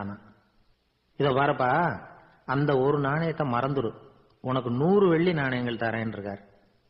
மன்னா ரொம்ப மகிழ்ச்சி, உங்க மாதிரி தாராள குணம் வேற யாருக்கும் வராது. நீங்க கொடுக்கற 100 நாணயங்களையும் வாங்கிக்கிறேன், இருந்தாலும் வடக்கு வாசலுக்கு போய் அதையும் எடுத்துக்கிட்டா 101 ஆயிடுமே அப்படின்னா. இத பாருப்பா, அந்த ஒரு நாணயத்தை மறந்துடு, அது எக்கேடாவது கெட்டு போட்டோம், நான் உனக்கு 100 பொற்காசுகள் தரேன், அதையாவது வாங்கிட்டு வந்த வழியிலேயே திரும்பி போடுன்னாராம். தங்க நாணயங்களே தரேன்னு சொல்றீங்க, தாராளமா வாங்கிக்கிறேன், இருந்தாலும் வடக்கு வாசலுக்கு போய் அப்படின்னு மறுபடியும் ஆரம்பிச்சான். அரசர் வந்து பொறுமை இழந்துட்டார். கடைசியா ஒரு முடிவுக்கு வந்துட்டார். இத பாருப்பா, உனக்கு என்னுடைய ராஜ்யத்திலேயே பாதியை கொடுத்துடுறேன், அப்படியாவது திருப்தியா திரும்பி போ அப்படின்னாராம். மன்னா உங்களுடைய பெருந்தன்மைக்கு ஈடு இணையே கிடையாது, தேசத்திலேயே பாதி பிரிச்சு கொடுக்கறேன்னு சொல்றீங்க, அதனால உங்ககிட்ட ஒரு சின்ன வேண்டுகோள் அப்படின்னானா. சொல்லுன்னாராம் மன்னர் ஆர்வமா. இவன் மெதுவா ஆரம்பிச்சான். அப்படி இந்த ராஜ்யத்தை 2ஆ பிரிக்கிறப்போ அந்த வடக்கு வாசல் இருக்கிற பக்கத்தை என்கிட்டயே கொடுத்துருங்க அப்படின்னானா. மன்னர் அசந்து போயிட்டார். இந்த கதை எதுக்காகன்னு கேட்டா, மனம்ங்கிறது ஒரு குரங்குங்கிறத புரிஞ்சுக்கிறதுக்காகத்தான். உன்னை பிடிச்சுக்கிட்டா லேசில விடாது. அப்படிப்பட்ட மனச அறிவு தான் வழி நடத்தணும். அதுலதான் வாழ்க்கையின் வெற்றி அடங்கி இருக்குது. ஒரு சின்ன பையன் தெருவில் அழுதுகிட்டு இருந்தான். ஏன்பா அழுவுறேன்னு ஒரு பெரியவர் கேட்டார். 1 ரூபா காசை இங்க தொலைச்சுட்டேன் அப்படின்னா. சரி அதுக்காக அழாத, அதுக்கு பதிலாக 10 ரூபா தரேன், இந்தா வச்சுக்கோன்னு கொடுத்தாரு. அந்த 10 ரூபாய வாங்கி சட்டப்பையில போட்டுக்கிட்டு அதை விட அதிகமா சத்தம் போட்டு அழ ஆரம்பிச்சுட்டான். மறுபடியும் ஏண்டா அழறேன்னு கேட்டார் பெரியவர். அந்த 1 ரூபாயும் கிடைச்சிட்டுதுன்னா இப்ப என்கிட்ட 11 ரூபா இருக்குமே, இப்போ 10 ரூபா தானே இருக்கு அப்படின்னு சொல்லிவிட்டு அழறான். எனக்கு தெரிஞ்ச ஒருத்தர் இருக்கார். அவரு ஒரு பெரிய காவல்துறை அதிகாரி, ரொம்ப கண்டிப்பானவர். அவரை கண்டாவே எல்லாரும் பயப்படுவாங்க. அப்படிப்பட்டவர் வீட்டுக்கு போனா அப்படியே அடியோட மாறிடுவார். அங்க போய் பாத்தீங்கன்னா குழந்தைகளோட குழந்தையா அவர் விளையாடிட்டு இருப்பார். அலுவலக சமயத்துல பாத்தீங்கன்னா குதிரை முதுகுல அவர் உட்கார்ந்துருப்பார். வீட்டுல பாத்தீங்கன்னா அவர் முதுகுல குழந்தை உட்காந்துருக்கும். அவரு குதிரை மாதிரி போயிட்டு இருப்பார். இது எப்படிங்க முடியுது உங்களால அப்படின்னு கேட்டாங்க. அது ஒண்ணுமில்ல, இங்க வீட்டுக்கு வந்த உடனே என்னோட மனசை தனியா எடுத்து வச்சிருவேன் அப்படின்னார். அது என்னங்க உங்க சட்டப்பையிலையா இருக்குது மனசு, அது தனியா எடுத்து வைக்கிறதுக்கு அப்படின்னு கேட்டாங்க. அப்படி இல்லைங்க, இது ஒரு பயிற்சி, மனப்பயிற்சி, அவ்வளவுதான் அப்படின்னார். இப்படி சமயம் பார்த்து மனசை தனியா வச்சுட தெரிஞ்சவங்க வாழ்க்கையில எப்பவும் உற்சாகமா இருப்பாங்க அப்படிங்கிறது பெரியவங்க கருத்து. ஒரு டாக்டர் ஆஸ்பத்திரியில் இருக்கிற வரைக்கும் டாக்டரா இருக்கலாம். அவர் மனைவிகிட்டையும் அவர் டாக்டரா இருக்க வேண்டிய அவசியம் இல்லை. ஒரு வக்கீல் கோர்ட்ல இருக்கிற வரைக்கும் வக்கீலா இருக்கலாம். வீட்டுக்கு வந்ததுக்கு அப்புறமும் வக்கீலா இருக்க வேண்டிய அவசியம் கிடையாது. வீட்டில் குழந்தைகள்கிட்ட விளையாடும் பொழுதும் அதுகள்கிட்ட ஃபீஸு கேட்டுக்கிட்டு இருக்கக்கூடாது. நாம எப்படி இருக்கணும்னு பெரியவங்க சொல்றாங்கன்னா, மனசோட சேரப்படாதான். அப்படி சேராம வாழ்க்கையை கவனிக்கணுமா. மனசை அப்படியே தனியா எடுத்து பக்கத்தில் வச்சுடணும். அப்படின்னா அதை அப்படியே தூக்கி எறிஞ்சுடு அப்படின்னு அர்த்தம் இல்லை. ஏன்னா மனசுங்கிறது நமக்கு உபயோகப்படக்கூடிய ஒண்ணுதான். எப்போ அது தேவையோ அப்பப்போ எடுத்து உபயோகப்படுத்திக்கணும். தேவைப்படுறப்போ எடுத்து கண்ணாடியை மாட்டிக்கிறோம்ல, படிக்கும் பொழுது கண்ணாடி தேவைப்படுது, எடுத்து மாட்டிக்கிறோம் இல்லையா? அது மாதிரி கணக்கு போடுறதுக்கு மனசு தேவை. கடைக்கு போய் ஒரு பொருள் வாங்குறோம், காசு கொடுக்குறோம், மீதி சில்லறை சரியா இருக்கா அப்படின்னு எண்ணி பார்த்து வாங்க வேண்டியிருக்கு. அந்த சமயத்தில் மனசை எடுத்து தனியா வச்சுட்டேன் அப்படின்னு சொல்லிட்டு இருக்கக்கூடாது. பரீட்சைக்கு படிக்க வேண்டியிருக்குது, படிச்சதையெல்லாம் அப்படியே நினைவில் வச்சுக்க வேண்டியிருக்கு. அந்த சமயத்தில் மனசை தூக்கி எறிஞ்சுட்டேன் சார் அப்படின்னு சொல்லிட்டு இருக்கக்கூடாது. அப்படி சொன்னா பரீட்சை நம்மளை தூக்கி எறிஞ்சிடும். அதனால தேவைப்படுறப்போ மனசை உபயோகப்படுத்தணும், தேவையில்லாதப்போ அதை தனியா ஓய்வு எடுத்துக்க விட்டுடணும். இப்படி நாம பழக்கப்படுத்திக்கிட்டா வாழ்க்கைங்கிறது நமக்கு புதுசா தெரியுமா. மனசுக்கும் ஒரு சக்தி கிடைக்கும். எந்திரங்களுக்கு ஓய்வு கொடுக்குற மாதிரி மனசுக்கும் ஓய்வு கொடுக்கணும், இல்லைன்னா அது களைச்சு போயிடும். குழந்தைகள் மனசை சுமந்துகிட்டு இருக்கிறது இல்ல. இது முதியவர்கள் குழந்தைகள் கிட்டே இருந்து கத்துக்க வேண்டிய ஒரு பாடம். ஆனாலும் இந்த கால குழந்தைகள் கிட்ட ரொம்ப எச்சரிக்கையா இருக்க வேண்டியிருக்கு. ஒரு தாத்தாவும் பேரனும் விளையாடிக்கிட்டு இருக்கிறாங்க. தாத்தா எனக்கு சைக்கிள் ஓட்ட கத்து கொடு அப்படிங்கிறான் பேரன். சைக்கிள் உயரம் கூட இல்லை, அதுக்குள்ள சைக்கிள் ஓட்டணுமா அப்படின்னாரு தாத்தா. ஏன் தாத்தா, ரயில் ஓட்டுறாரு, அவர் என்ன ரயில் நீளமா இருக்கார் அப்படின்னு கேட்டானா அந்த பையன். ஒரு ஊர்ல ஒரு மன்னர் இருந்தார். அழகான அரண்மனையில் அவர் இருந்தார். அந்த அரண்மனையை விட அழகா ஒரு மாளிகையை அந்த ஊர்லயே வேற ஒருத்தன் கட்டியிருந்தான்.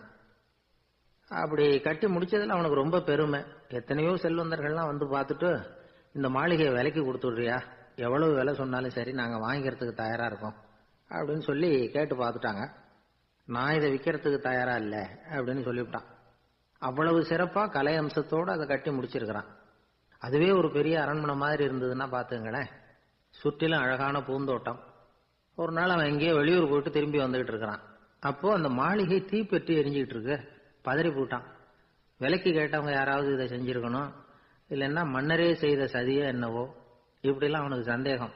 ஒரு மூலையில் உட்காந்து அழ ஆரம்பிச்சுட்டான். அந்த சமயத்தில் அவனுடைய மகன் அங்கே ஓடி வந்தான். அப்பா அழாதீங்க, இதை நான் நேற்று ராத்திரியே நம்ம ஊர் மன்னருக்கு வித்துட்டேன். இதை கட்டி முடிக்க நமக்கு எவ்வளவு செலவாச்சோ அதை போல 3 மடங்கு விலைக்கு வித்துட்டேன், கவலைப்படாதீங்க.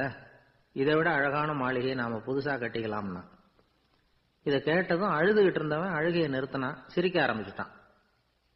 இதே இடத்த நான் மன்னர்கிட்ட இருந்து விலைக்கு வாங்குவேன், இதை விட அழகான மாளிகையை கட்டுவேன் அப்படின்னு சுத்தி நின்று எல்லார்கிட்டையும் சொல்லிக்கிட்டு இருந்தான். இந்த சமயத்துல அவனோட இளைய மகன் ஓடி வந்தான். அப்பா, அண்ணன் சொன்னதெல்லாம் சரிதான், மன்னர்கிட்ட விலை பேசினதெல்லாம் உண்மைதான், ஆனா வித்தது பேச்சு அளவுல தான். இனிமேதான் பத்திரம் வாங்கணும், எழுதணும், நீங்க கையெழுத்து போடணும், பதிவு பண்ணணும், மன்னர்கிட்ட பணம் வாங்கணும். அதுக்காகத்தான் உங்களை எதிர்பார்த்துக்கிட்டு இருந்தோம், அதுக்குள்ள இப்படி ஆயிட்டுதுன்னா. இப்ப சிரிச்சுக்கிட்டு இருந்தவன் சிரிப்பை நிறுத்தினான். மறுபடியும் குழந்தை மாதிரி அழ ஆரம்பிச்சுட்டான். இது ஒரு சம்பவம். இதுல இருந்து என்ன தெரியுது? அந்த அழகான மாளிகை தன்னுடையது அப்படின்னு நினைக்கும் பொழுது அவனுக்கு அழுகை வந்தது. அது தன்னுடையது இல்லை அப்படின்னு நினைக்கிற போது சிரிப்பு வந்தது. மறுபடியும் அது தன்னுடையதுதான் அப்படிங்கிற உணர்வு வரும்பொழுது அழுகை. எது எதிலிருந்து நீ நீங்கி இருக்கிறாயோ அது அதிலிருந்து உனக்கு துன்பம் இல்லை அப்படிங்கிறார் திருவள்ளுவர். இந்த உடம்பு என்னுடையதில்லை அப்படிங்கிற உணர்வு வந்துட்டா அது ஒரு பெரிய நிலை. அந்த நிலை வரணும். எல்லாத்தையும் பயன்படுத்திக்கலாம், ஆனா பற்றுல விழுந்துடக்கூடாது. உலகத்தில் இருங்கள், ஆனால் உலகத்தவராக இருக்காதீர்கள். உலகிற்குள் இருங்கள், உலகம் உங்களுக்குள் வந்துவிட அனுமதிக்காதீர்கள். விலகி இருங்கள், விழித்திருங்கள், மௌனமாய் பார்த்திருங்கள் அப்படிங்கிறது சான்றோர் கருத்து. செய்ய வேண்டிய கடமையிலிருந்து விலகி இருக்கிறவர்கள் நம்ம கிட்ட நிறைய பேர் உண்டு. அப்படிப்பட்ட ஒருத்தர் டாக்டர் கிட்ட போனார். டாக்டர், நான் ஒரு கவர்மெண்ட் ஆபீஸ்ல வேலை பார்க்கறேன், எனக்கு ஒரே அசதியா இருக்கு, என்னை சோதிச்சு பாருங்க, ஆலோசனை சொல்லுங்க ஏதாவதுன்னார். டாக்டர் அவரை பரிசோதனை பண்ணி பார்த்துட்டு சொன்னார், இதோ பாரு, உனக்கு இப்போ தேவைப்படுறது முழு ஓய்வு. நீ எவ்வளவு சீக்கிரமா ஆபீஸுக்கு போறியோ அவ்வளவுக்கு உனக்கு நல்லது அப்படின்னாராம். ஒரு ஊர்ல ஒரு ஆள் இருந்தான். கற்பனையிலேயே காலத்தை கடத்திக்கிட்டு இருந்தான். ஒரு நாள் ஒரு மரத்தடியில உட்கார்ந்துருந்தான். அவனுக்கு பசிக்கிற மாதிரி தெரிஞ்சது. உடனே கற்பனையிலேயே சாப்பிட ஆரம்பிச்சுட்டான். அதாவது எதிரில் இலை போட்டு சாப்பாடு போடப்பட்டிருக்கிறதாகவும் அதை இவன் சாப்பிட்றதாகவும் நினைச்சுக்கிட்டு கையை மட்டும் வாய்க்கும் தரைக்குமா அப்படியும் இப்படியும் கொண்டுகிட்டு போய் பாவனை பண்ணிக்கிட்டே இருக்கிறான்.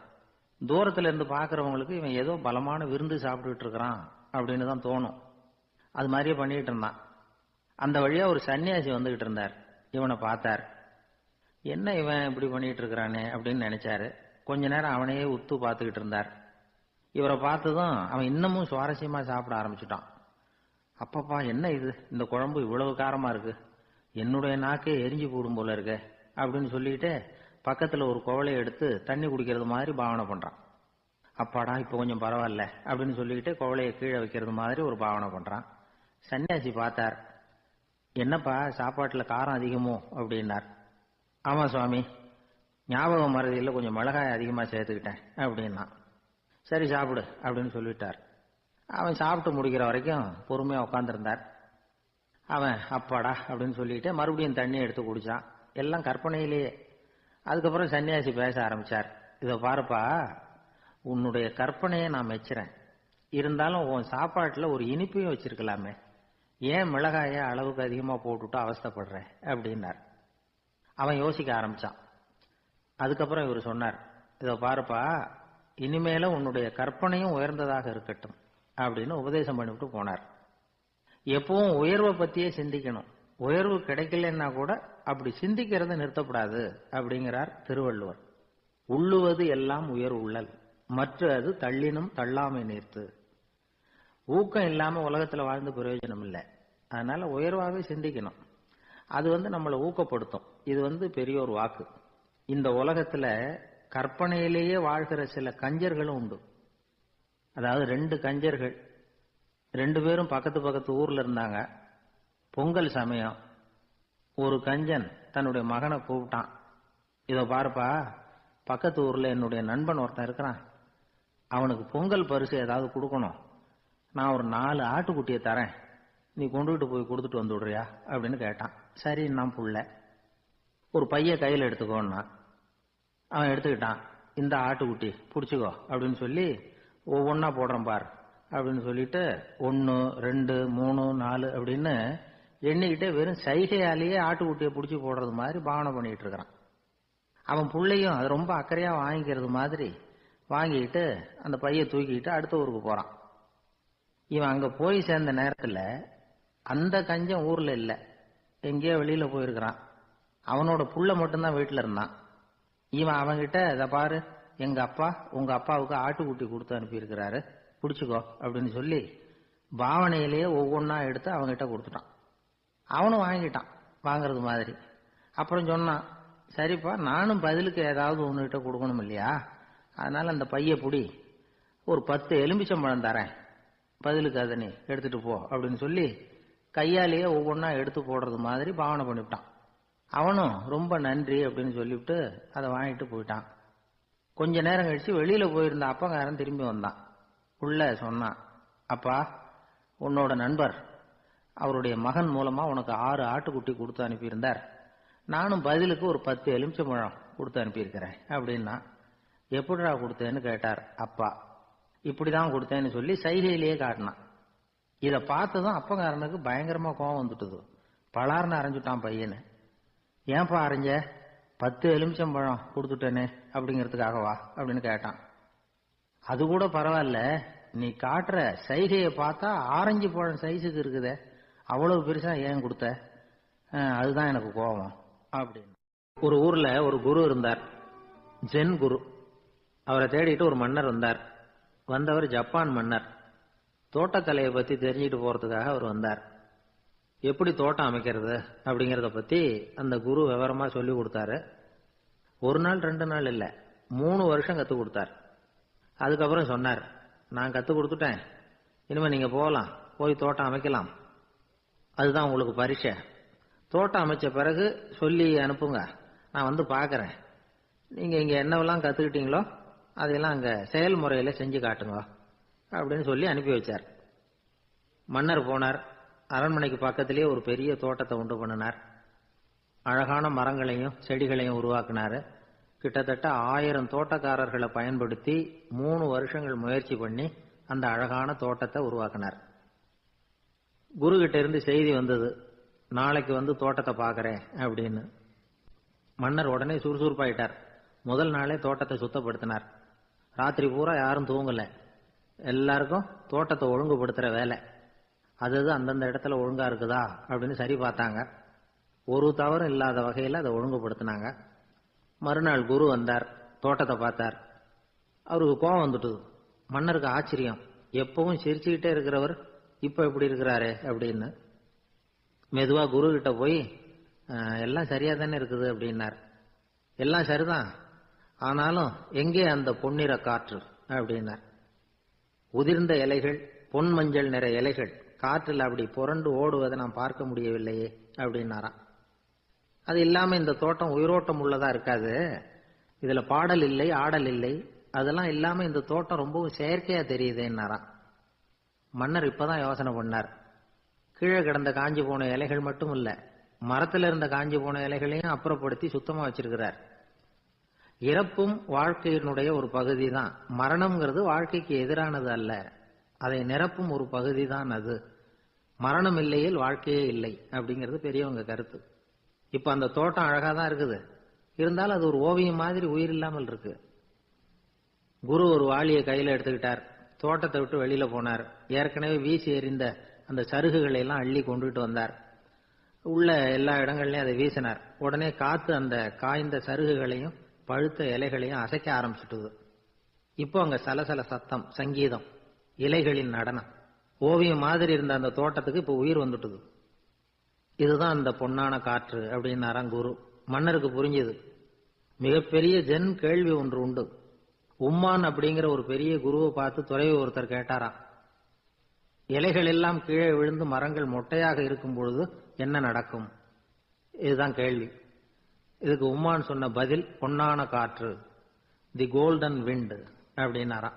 இதுக்கு என்ன விளக்கம்னா, உன்னுடைய எண்ணங்கள் எல்லாம் உன்னுடைய மனசிலிருந்து கீழே விழுந்து உனது உள்ளுணர்வானது மொட்டையாக நிற்கும் நிலைதான் அது. உனது வேர்களின் அருகில் காற்று வீசுகிறது. எல்லா எண்ணங்களும் உன்னிலிருந்து வெகு தூரத்துக்கு புரண்டு கொண்டே சென்று விடுகிறது. நீ அவற்றை கடந்து விட்டால் நீ அவைகளுக்கெல்லாம் மேலெழுந்து கீழே பார்ப்பவனைப் போல நிற்க ஆரம்பித்து விடுவாய். அதுதான் தியானம் என்பது அப்படின்னு சொல்றாங்க. தியானம்ங்கிறது எண்ணத்துக்கு எதிரானது இல்லை. தியானம்ங்கிறது எண்ணங்களை கடந்து செல்வதுதான். அதுக்கப்புறம் நாம பொன்னிற காற்றுல ஆட ஆரம்பிச்சிருவோம். இதுதான் பெரியவர்கள் சொல்றது. என்கிட்ட ஒருத்தர் தோட்டம் அமைக்கணும்னு யோசனை கேட்டு வந்தார். எல்லாம் சொல்லி கொடுத்தேன். செடிகள்லாம் செழிப்பா வளரணும்னா வேர் காயாம பாத்துக்குங்க, தினமும் தண்ணி விடுங்க அப்படின்னு சொல்லி அனுப்பி வச்சேன். 1 மாசம் கழிச்சு ஒரு தோட்டத்தை பாக்கிறதுக்காக போனேன். போய் பார்த்தா எல்லா செடியும் வாடி கிடக்குது. என்னங்க இப்படி பண்ணி விட்டீங்கன்னு. நீங்க சொன்னபடிதான் செஞ்சேன்னார். என்ன செஞ்சீங்கன்னு கேட்டேன். வேறு காயாம பார்த்து சொன்னீங்க, தினமும் ஒரு தடவை எல்லா செடியையும் ஒவ்வொன்னா புடுங்கி பார்த்து வேறு காயாம இருக்கா அப்படின்னு பார்த்துட்டு அதுக்கப்புறம் தண்ணி பாய்ச்சனே, அவ்வளவுதான் அப்படின்னார். ஒரு நல்ல நகைச்சுவை எப்படி இருக்கணும்? இதுக்கு ஒவ்வொருத்தர் ஒவ்வொரு மாதிரியான விளக்கத்தை கொடுத்துருக்குறாங்க. ஆனா கலைவாணர் NS கிருஷ்ணன் கொடுக்கிற விளக்கம் என்ன தெரியுமா? நகைச்சுவைங்கிறது அடுத்தவங்களுக்கு துன்பம் கொடுக்காம இருக்கணும், அடுத்தவங்க மனசை புண்படுத்தக்கூடாது, அதுதான் சிறந்த நகைச்சுவை அப்படிங்கிறார். அதுக்கு அவர் உதாரணமும் கொடுக்கிறார். ஒரு ஏரி ஓரமா 2 பசங்க நடந்து போயிட்டு இருக்கிறாங்க. அதுல ஒருத்தன் பணக்கார வீட்டு பையன், இன்னொருத்தன் ஏழை. இவங்க 2 பேரும் போயிட்டு இருக்கிறாங்க. வழியில ஒரு இடத்துல ஒரு ஜோடி செருப்பு இவங்க கண்ணுல படுது. ஒரு விவசாயி அந்த செருப்பை அங்க விட்டுட்டு பக்கத்துல இருந்த ஏரியில கை காலை கழுவிட்டு இருக்கிறார். உடனே அந்த பணக்கார பையனுக்கு ஒரு ஐடியா. அவன் சொன்னானா, டேய் இப்போ ஒரு வேடிக்கை செய்யலாம், அந்த செருப்பு 2ஐயும் தூக்கி எட்டத்துல வீசி எரிஞ்சிருவோம். அந்த ஆள் பார்த்துட்டு செருப்பை தேடி அல்லாடுவான், அங்கேயும் இங்கேயும் ஓடுவான், திரு திருன்னு முழிப்பான். அதை பார்த்து நாம ரசிக்கலாம், நல்ல தமாஷா இருக்கும் அப்படின்னு இருக்கான். இப்படி சொல்லிவிட்டு அந்த செருப்புகளை தூக்கத்துக்கு போனானா. கொஞ்சம் பொறு அப்படின்னானா அந்த ஏழை பையன். ஏன்னு கேட்டிருக்கான் அவன். இப்போ அந்த ஏழை பையன் சொன்னானா, நீ சொல்றது ஒன்றும் வேடிக்கை கிடையாது, உன்னோட செருப்பு தொலைஞ்சா உன் அப்பா உடனே உனக்கு வேற செருப்பு வாங்கி கொடுத்துருவார். ஆனா அந்த ஆளுக்கு இந்த செருப்பு தொலைஞ்சதுன்னா வேற புதுசா வாங்கறதுக்கு வாயையும் வயத்தையும் கட்டி பணத்தை சேர்க்க வேண்டியிருக்கும். அதனால நான் ஒரு வேடிக்கை சொல்றேன், அது மாதிரி செய், அது இன்னமும் தமாஷா இருக்கும் அப்படின்னு நானா. எப்படி அது சொல்லுன்னு இருக்கான் அவன். செருப்பு ரெண்டும் அது இருக்கிற இடத்துலயே இருக்கட்டும். உன் சட்டப்பையிலிருந்து ஒரே ஒரு ரூபாய் நாணயத்தை எடு, அதை அந்த செருப்பு மேல அதோட குதிகால் பகுதியில வச்சுட்டு நாம 2 பேரும் அந்த மரத்துக்கு பின்னாடி ஓடி போய் மறைஞ்சு நின்னுக்குவோம். அப்புறம் பாரு வேடிக்கைய அப்படின்னா. அதே மாதிரி 1 ரூபா காசு செருப்பு மேல வச்சுட்டு இவங்க 2 பேரும் மறைஞ்சு நின்னுக்கிட்டாங்க. கொஞ்ச நேரத்துல அந்த விவசாயி வந்தார். காலில் உள்ள மண்ணை தட்டிவிட்டு செருப்பை மாட்டுறதுக்காக போனார். அங்க இருந்த காசு கண்ணுல போட்டுட்டுது. அவருக்கு ஆச்சரியமா போச்சு. அதை கையில எடுத்து பாக்குறார். 4 பக்கமும் திரும்பி திரும்பி பாக்குறார், யார் இதை வச்சிருப்பான்னு. கடைசியில ஆகாயத்தை பாக்குறார். ஆண்டவா, இது உன்னோட கருணை தான். நீ தான் யாரோ புண்ணியவான் மனசுல தர்மம் பண்ற எண்ணத்தை உண்டாக்கி இருக்கிற. அந்த புண்ணியவான் நல்லா இருக்கணும் அப்படின்னு வாழ்த்தி அந்த காசை கண்ணுல ஒத்திக்கிட்டாராம். மறைஞ்சிருந்து பார்த்துக்கிட்டு இருந்த ஏழை பையன் இப்படி சொன்னான், பாத்தியா, உன்னை புண்ணியவான்னு வாழ்த்திக்கிட்டு போறார் அந்த ஆள். அவருக்கும் சந்தோஷம், அதை பார்த்து நமக்கும் சந்தோஷம். உனக்கு 1 ரூபாங்கிறது ஒரு பெரிய விஷயம் இல்லை, ஆனா அதனால நமக்கு கிடைச்சிருக்கிற மகிழ்ச்சி ரொம்ப உயர்வானது அப்படின்னு நானா. வேடிக்கையும் கிண்டலும் இது மாதிரி அடுத்தவங்களுக்கு இடைஞ்சலா இல்லாம இருக்கணும் அப்படிங்கிறார் கலைவாணர். ஆனா பாருங்க, அவருக்கே இடைஞ்சலா வர்ற விஷயங்களை கூட அவர் வேடிக்கையா தான் எடுத்துக்கிட்டாராம். ஒரு தடவை ஒருத்தர் கலைவாணர்கிட்ட வந்து, ஐயா என் குழந்தை செத்து போச்சு அப்படின்னு சொல்லி அழுதாராம். உடனே இவர் அவருக்கு 100 ரூபாய் பணத்தை கொடுத்து, இந்தாங்க அடக்கம் செய்யுங்க அப்படின்னு சொல்லி அனுப்பி வச்சாராம். 1 வருஷம் கழிச்சு மறுபடியும் அதே ஆள் வந்திருக்கார். இவர் மறந்துருப்பாருங்கிற நினைப்புல, அண்ணே என் குழந்தை இறந்து போச்சுண்ணே அப்படின்னாராம். இவர் மறுபடியும் 100 ரூபாய் கொடுத்து ஆறுதல் சொல்லி அனுப்பி வச்சாராம். 7-8 மாசம் கழிச்சு மறுபடியும் அதே ஆள் வந்திருக்கார். அவர் வாயை திறக்கிறதுக்கு முன்னாடியே இவர் 100 ரூபாய் அவர் கையில வச்சு, போன 2 தடவை தான் குழந்தை செத்து போச்சு, இந்த தடவையாவது அதை சாகாம காப்பாத்தி விடு அப்படின்னு சொல்லி அனுப்பி வச்சாராம். அதுக்கப்புறம் அந்த ஆள் வர்றதே இல்லையா. ஒரு ஊர்ல ஒரு கோயில் இருந்தது, ரொம்ப பழைய கோயில்.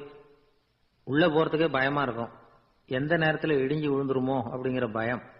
அப்படி இருந்ததுனால யாரும் துணிஞ்சு சாமி கும்பிடுறதுக்கு அங்க போறதில்லை. கோயிலுக்கு வர்ற கூட்டம் கொஞ்சம் கொஞ்சமா குறைய ஆரம்பிச்சுட்டுது. கோயில் நிர்வாகிகள் எல்லாரும் கூடி உட்காந்து பேசினாங்க. என்ன பண்ணலாம்னு யோசனை பண்ணாங்க. எந்த இடம் மோசமா இருக்கோ அந்த இடத்த பழுது பார்த்தாங்க. அங்க எங்க வர்ணத்தை பூசி கொஞ்சம் அழகுபடுத்தி பார்த்தாங்க. ஏதோ இந்த ஊர்ல கோயில்னு ஒண்ணு இருக்கு, அது மக்களுக்கு தெரியணும் அப்படிங்கிறதுக்காகத்தான் இப்படி எல்லாம் பண்ணாங்க. இருந்தாலும் கோவில் இருக்கிற நிலைமை மக்களுக்கு தெரியும், அதனால அங்க வர்றது குறைச்சிக்கிட்டாங்க அவங்க. ஒரு கட்டத்துல யாருமே வர்றதில்லை, நிலைமை அந்த அளவுக்கு ஆயிட்டுது. மறுபடியும் கோவில் நிர்வாகிகள் கூட்டம் நடந்தது. இந்த கூட்டம் கூட கோயிலுக்கு உள்ள நடக்கல, இடிஞ்சு விழுந்துருமோங்கிற பயம். அதனால வெளியில தான் உட்காந்து கூட்டத்தை நடத்தினாங்க. ஏன்னா உள்ள போறதுக்கு அவங்களுக்கும் துணிச்சல் கிடையாது, எந்த நேரமும் விழுந்துரும் போல இருந்தது அது. அது வழியா போறவங்க கூட வேகமா அந்த இடத்தை கடந்து போக ஆரம்பிச்சுட்டாங்க. கோவில் நிர்வாகிகள் வெளியில உட்காந்து கூட்டம் போட்டாங்க இல்லையா, அந்த கூட்டத்துல 4 தீர்மானங்களை நிறைவேற்றினாங்க. அது என்ன 4 தீர்மானம்னா, முதல் தீர்மானம், இந்த கோவிலை இடிப்பது அப்படிங்கிற முடிவை இந்த கமிட்டி மிகவும் வருத்தத்துடன் ஏற்றுக்கொள்ளுகிறது அப்படின்னு நிறைவேற்றினாங்க. இதுக்கு பதிலா இன்னொரு கோவிலை உடனடியாக கட்டி முடிச்சுடணுங்கிறது 2வது தீர்மானம். 3வது தீர்மானம் என்ன தெரியுமா, பழைய கோவிலின் கதவுகள், அதிலிருந்து பிரிச்சு எடுக்கிற செங்கல், இதையே புது கோவில் கட்டுவதற்கு பயன்படுத்திக் கொள்ள வேண்டியது. பழைய கோவில் இருந்த மாதிரியே அதே வடிவத்தில் புது கோவிலையும் கட்ட வேண்டியது. பழைய கோவிலின் அஸ்திவாரத்தை அப்படியே வச்சுக்கிட்டு அதுக்கு மேல நாம கோயிலை கட்டிக்க வேண்டியது. இதுதான் 3வது தீர்மானம். இதையும் கமிட்டி முழு மனசோட ஏத்துக்கிட்டது. இது வரைக்கும் சரி. இப்ப அந்த கமிட்டி 4வதா ஒரு முக்கியமான தீர்மானத்தை கொண்டுகிட்டு வந்து அதையும் ஏகமனதா நிறைவேற்றி விட்டது. அது என்ன தீர்மானம்னா, புதிய கோவில் கட்டி முடிக்கிற வரைக்கும் பழைய கோவிலை இடிக்கிறதில்லை அப்படிங்கிற தீர்மானம். எப்படி இருக்குது பாருங்க இது. பழசை இடிக்காத வரையில அதே இடத்துல புதுசா எப்படி கட்ட முடியும்? பல விஷயங்கள்ல நாம நடந்துகிற முறையும் இப்படிதான் இருக்குதான். வாழ்க்கையில முன்னேறணும்னு ஆசைப்படுவோம், அதே நேரத்துல அந்த முன்னேற்றத்துக்கு எது தடையா இருக்கோ அதை விட்டு விடுறதுக்கும் மனசு வராது. வெளிநாட்டில் ஒரு பெரிய விருந்து நடந்துகிட்டு இருந்துதான். எல்லாரும் மது கோப்பையும் கையுமா அலைஞ்சுக்கிட்டு இருக்கிறாங்க. ஒருத்தர் மட்டும் கையில எதுவும் இல்லாம ரொம்ப நல்ல பிள்ளையா சாதுவா ஒரு ஓரமா தனியா உட்கார்ந்துருக்கிறார். அவர்கிட்ட நெருங்கி வாங்க மது சாப்பிடலாம் அப்படின்னு கூப்பிட்டாங்களாம். என்ன வற்புறுத்தாதீங்க, நான் என் மனசுக்குள்ள உறுதியா தீர்மானம் பண்ணிவிட்டேன் அப்படின்னாராம். என்ன தீர்மானம் பண்ணிருக்கீங்க அப்படின்னு கேட்டிருக்காங்க. ஏற்கனவே முழு போதையில் இருக்கும் பொழுது மறுபடியும் மது கோப்பையை தொடறதில்லை அப்படின்னு தீர்மானம் பண்ணிருக்கேன் அப்படின்னாராம். ஒரு ஊர்ல ஒரு பெரியவர் இருந்தார். ஒரு நாள் அவரை தேடி ஒருத்தர் வந்தார். ஐயா, நான் கடவுளை பரிபூர்ணமா நம்புறேன் அப்படின்னார். சரி, அந்த நம்பிக்கை உனக்கு எப்படி வந்ததுன்னு கேட்டார் இவர். அவர் சொல்ல ஆரம்பிச்சார். ஐயா, எனக்கு கல்யாணம் ஆகி 10 வருஷம் ஆச்சு, ஆனாலும் குழந்தை பாக்கியம் இல்லை. அதுக்கு என்ன காரணமா இருக்கும்னு நான் யோசனை பண்ணிட்டு இருந்தப்போ நண்பர் ஒருத்தர் ஒரு ஆலோசனை சொன்னார். உனக்கு மதப்பற்று இல்லை, எந்த கடவுளையுமே நம்ப மாட்டேங்கிற, அதுதான் காரணம். கடவுளை நம்பு, உனக்கு குழந்தை பாக்கியம் கிடைக்கும் அப்படின்னார். அவர் அப்படி சொன்னாரே தவிர எனக்கு சந்தேகம்தான். இருந்தாலும் அவர் சொன்னபடியும் நடந்துதான் பார்ப்போமே அப்படின்னு முடிவு பண்ணேன். கடவுளை நம்ப ஆரம்பிச்சேன். அந்த வருஷமே அழகான ஆண் குழந்தை பிறந்தது. எல்லாம் இறைவன் அருள் அப்படின்னார். இவர் இப்படி சொன்னதை கேட்டதும் இந்த பெரியவர் சொன்னார், நீ சொல்றதெல்லாம் சரிதான், இருந்தாலும் இந்த காலத்துல எந்த ஒரு காரியமா இருந்தாலும் அதை சோதனை செஞ்சு பார்த்துட்டு தான் ஒரு முடிவுக்கு வந்து சேர முடியும். அறிவுபூர்வமான முடிவு அதுவாக தான் இருக்கும். அறிவியல் சோதனைகள் அப்படித்தான். ஒரு குறிப்பிட்ட விஷயத்தை பத்தி எத்தனை தடவை சோதனை பண்ணாலும் ஒரே முடிவு தான் கிடைக்கணும். அதுதான் சரியா இருக்கும். அதனால இப்ப மறுபடியும் ஒரு சோதனைன்னார்.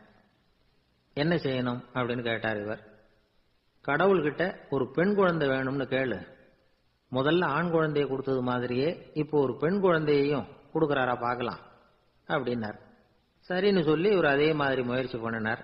அதுக்கப்புறம் அவர் இந்த பெரியவர்கிட்ட வரவே இல்லை.